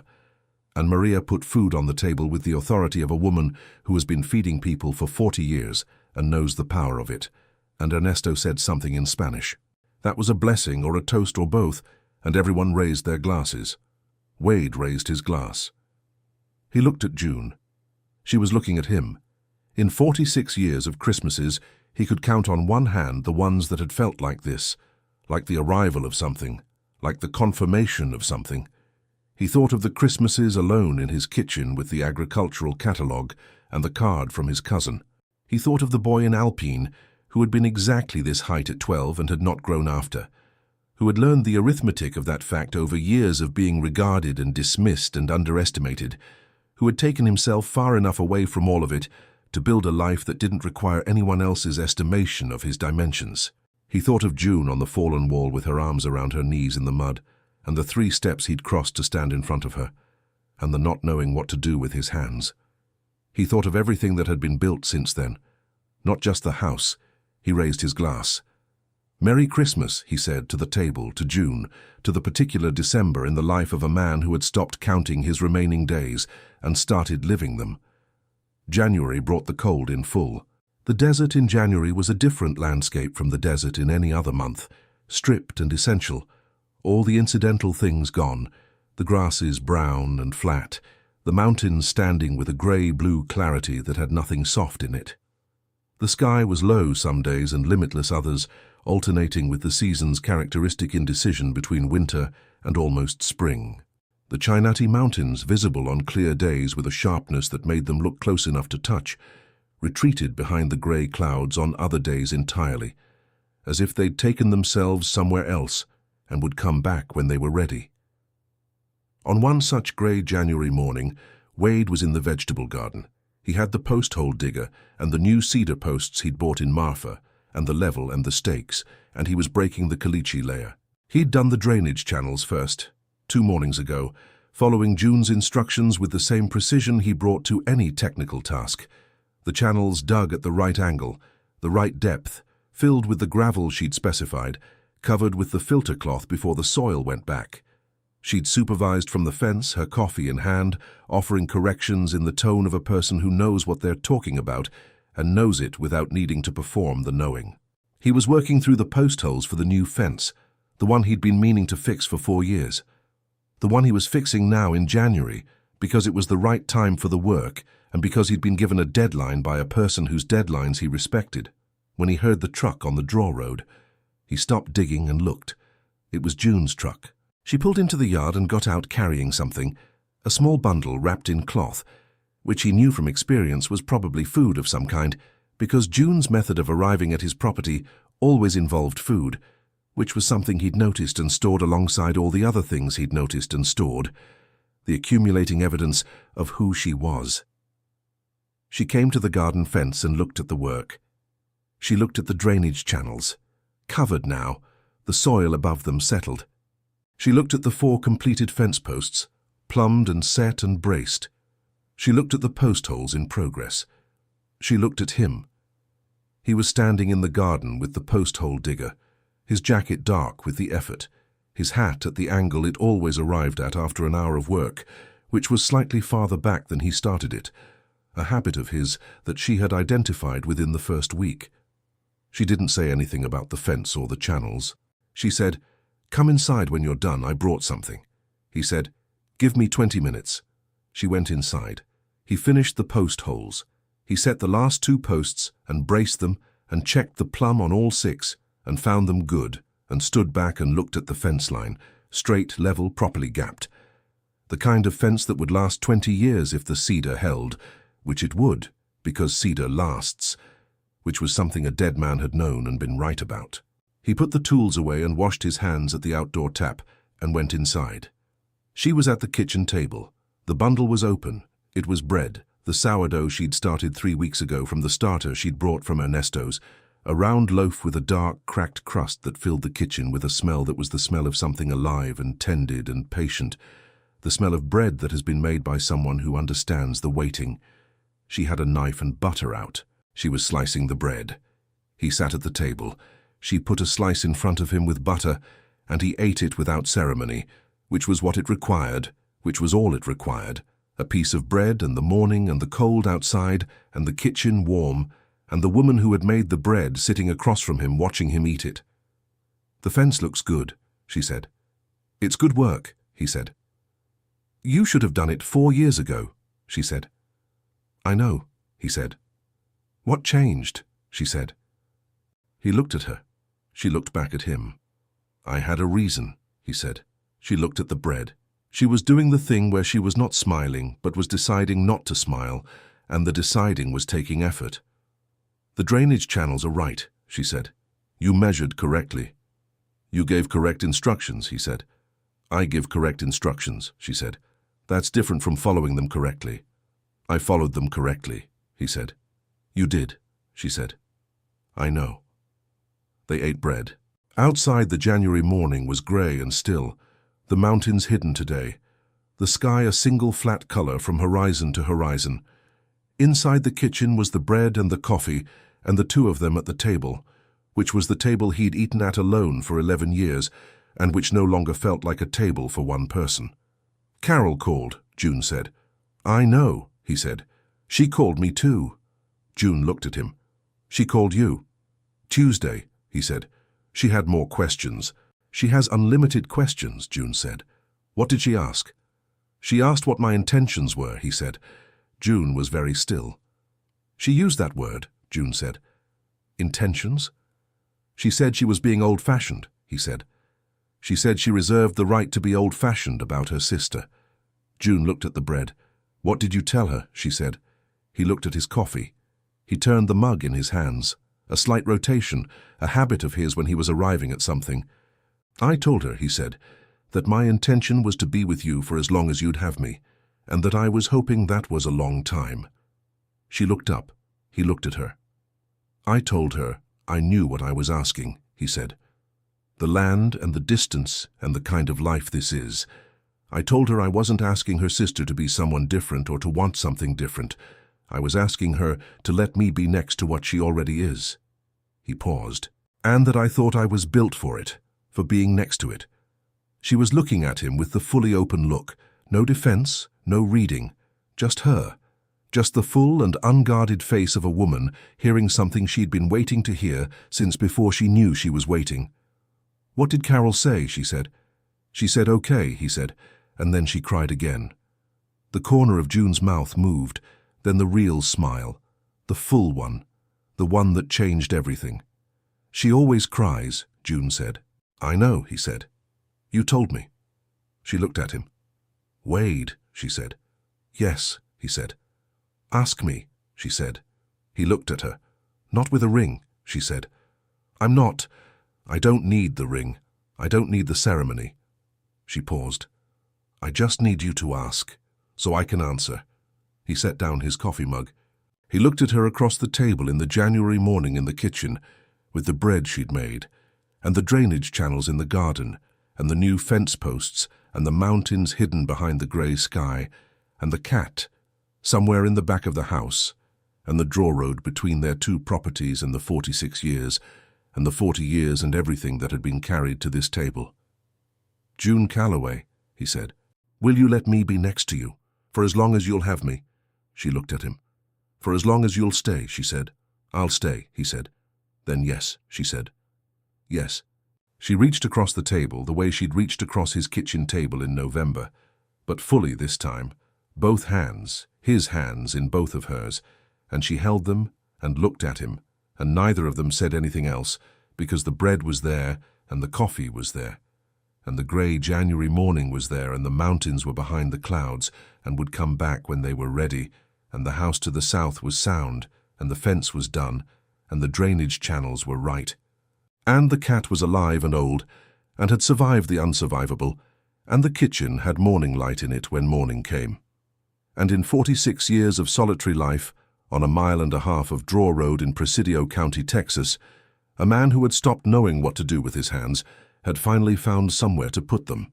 In March, when the spring came back to the high desert the way it always came, sudden, extravagant, the desert blooming with a generosity that seemed almost apologetic after the austerity of winter, Carol came with the children. They arrived on a Friday in the rented SUV with the children already partly escaped from their seatbelts before the vehicle had fully stopped, and Carol got out and looked at the Calloway house.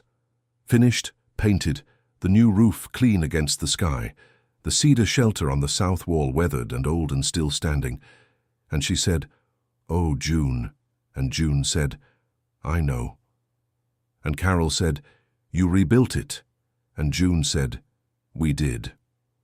And Carol looked at Wade, who was standing in the yard with his hat in his hands, which was where his hands were when he was uncertain what to do with them, which was less often now than it had been in October, but still happened in new situations.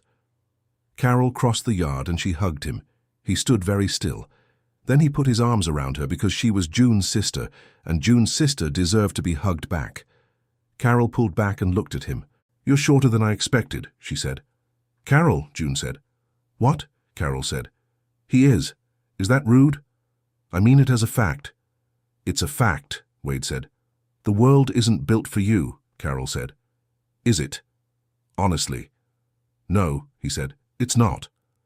"And yet here you are," she said. "Here I am," he said.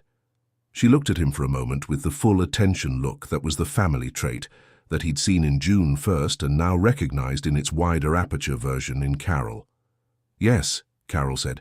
"Okay, good." She turned back to the SUV. "Kids, come see the desert!" The children burst forward and the March day opened around them. The blooming desert, the clear sky, the mountains in full clarity after the winter clouds, the draw running with the spring water that came once a year and was gone and was worth seeing every time. And the children ran into it with the complete unconscious joy of children encountering a new landscape for the first time, the joy that adults remember as belonging to childhood, and sometimes, in the right circumstances, find their way back to. Wade stood in the yard and watched them. June came and stood beside him, her hand in his. Easy, automatic, the way it was now. He looked at the Kalati Mountains, at the east kitchen window that caught the morning light, at the cedar shelter that a dead man had built for a cat that was still alive. He looked at the draw road between his property and hers, the 1.5 miles of caliche and corrugation that he'd driven more times in the past 5 months than in the previous 11 years. He looked at the new fence posts in his garden, plumbed and set, the fence line straight. He looked at the spring bloom on the desert floor, the brittle bush yellow, the penstemon red, the desert marigold orange, the whole impossible generosity of a landscape that had been holding this under the frost for months, and was now putting it all out at once, every saved thing given freely. He thought of the morning in October, when he'd ridden south on Grady looking for a cow, and had found instead a woman sitting in the wreck of her house with her arms around her knees in the mud, and he'd stood 3 steps away from her, not knowing what to do with his hands. He thought of everything that had grown in the 5 months since, not slowly, not gradually. The way the desert bloomed, held, and then all at once, everything at once, the whole saved thing given freely in the right season. June's hand in his, March in Presidio County, the mountains standing clear. Here he was, a woman who had been sitting in the wreck of what she'd built, holding herself together with her arms in the mud, did not ask for rescue. A man who had spent 20 years learning the arithmetic of solitude, crossed 3 steps and stopped, and did not know what to do with his hands. And what ended up between them was not rescue, and not loneliness, and not the filling of one absence with another. It was the thing that happens when 2 people who know what it costs to keep going choose, in full knowledge of that cost, to keep going together. The cow grazed 20 yards away, indifferent to all of it, eating what was there, as cows do, as the land does, as spring always does in the end. Where in the world did this story find you? Drop your city, your state, your country. Let us know these characters made the journey. If this story moved you, share it with someone who needs it. And subscribe. The next story is already waiting.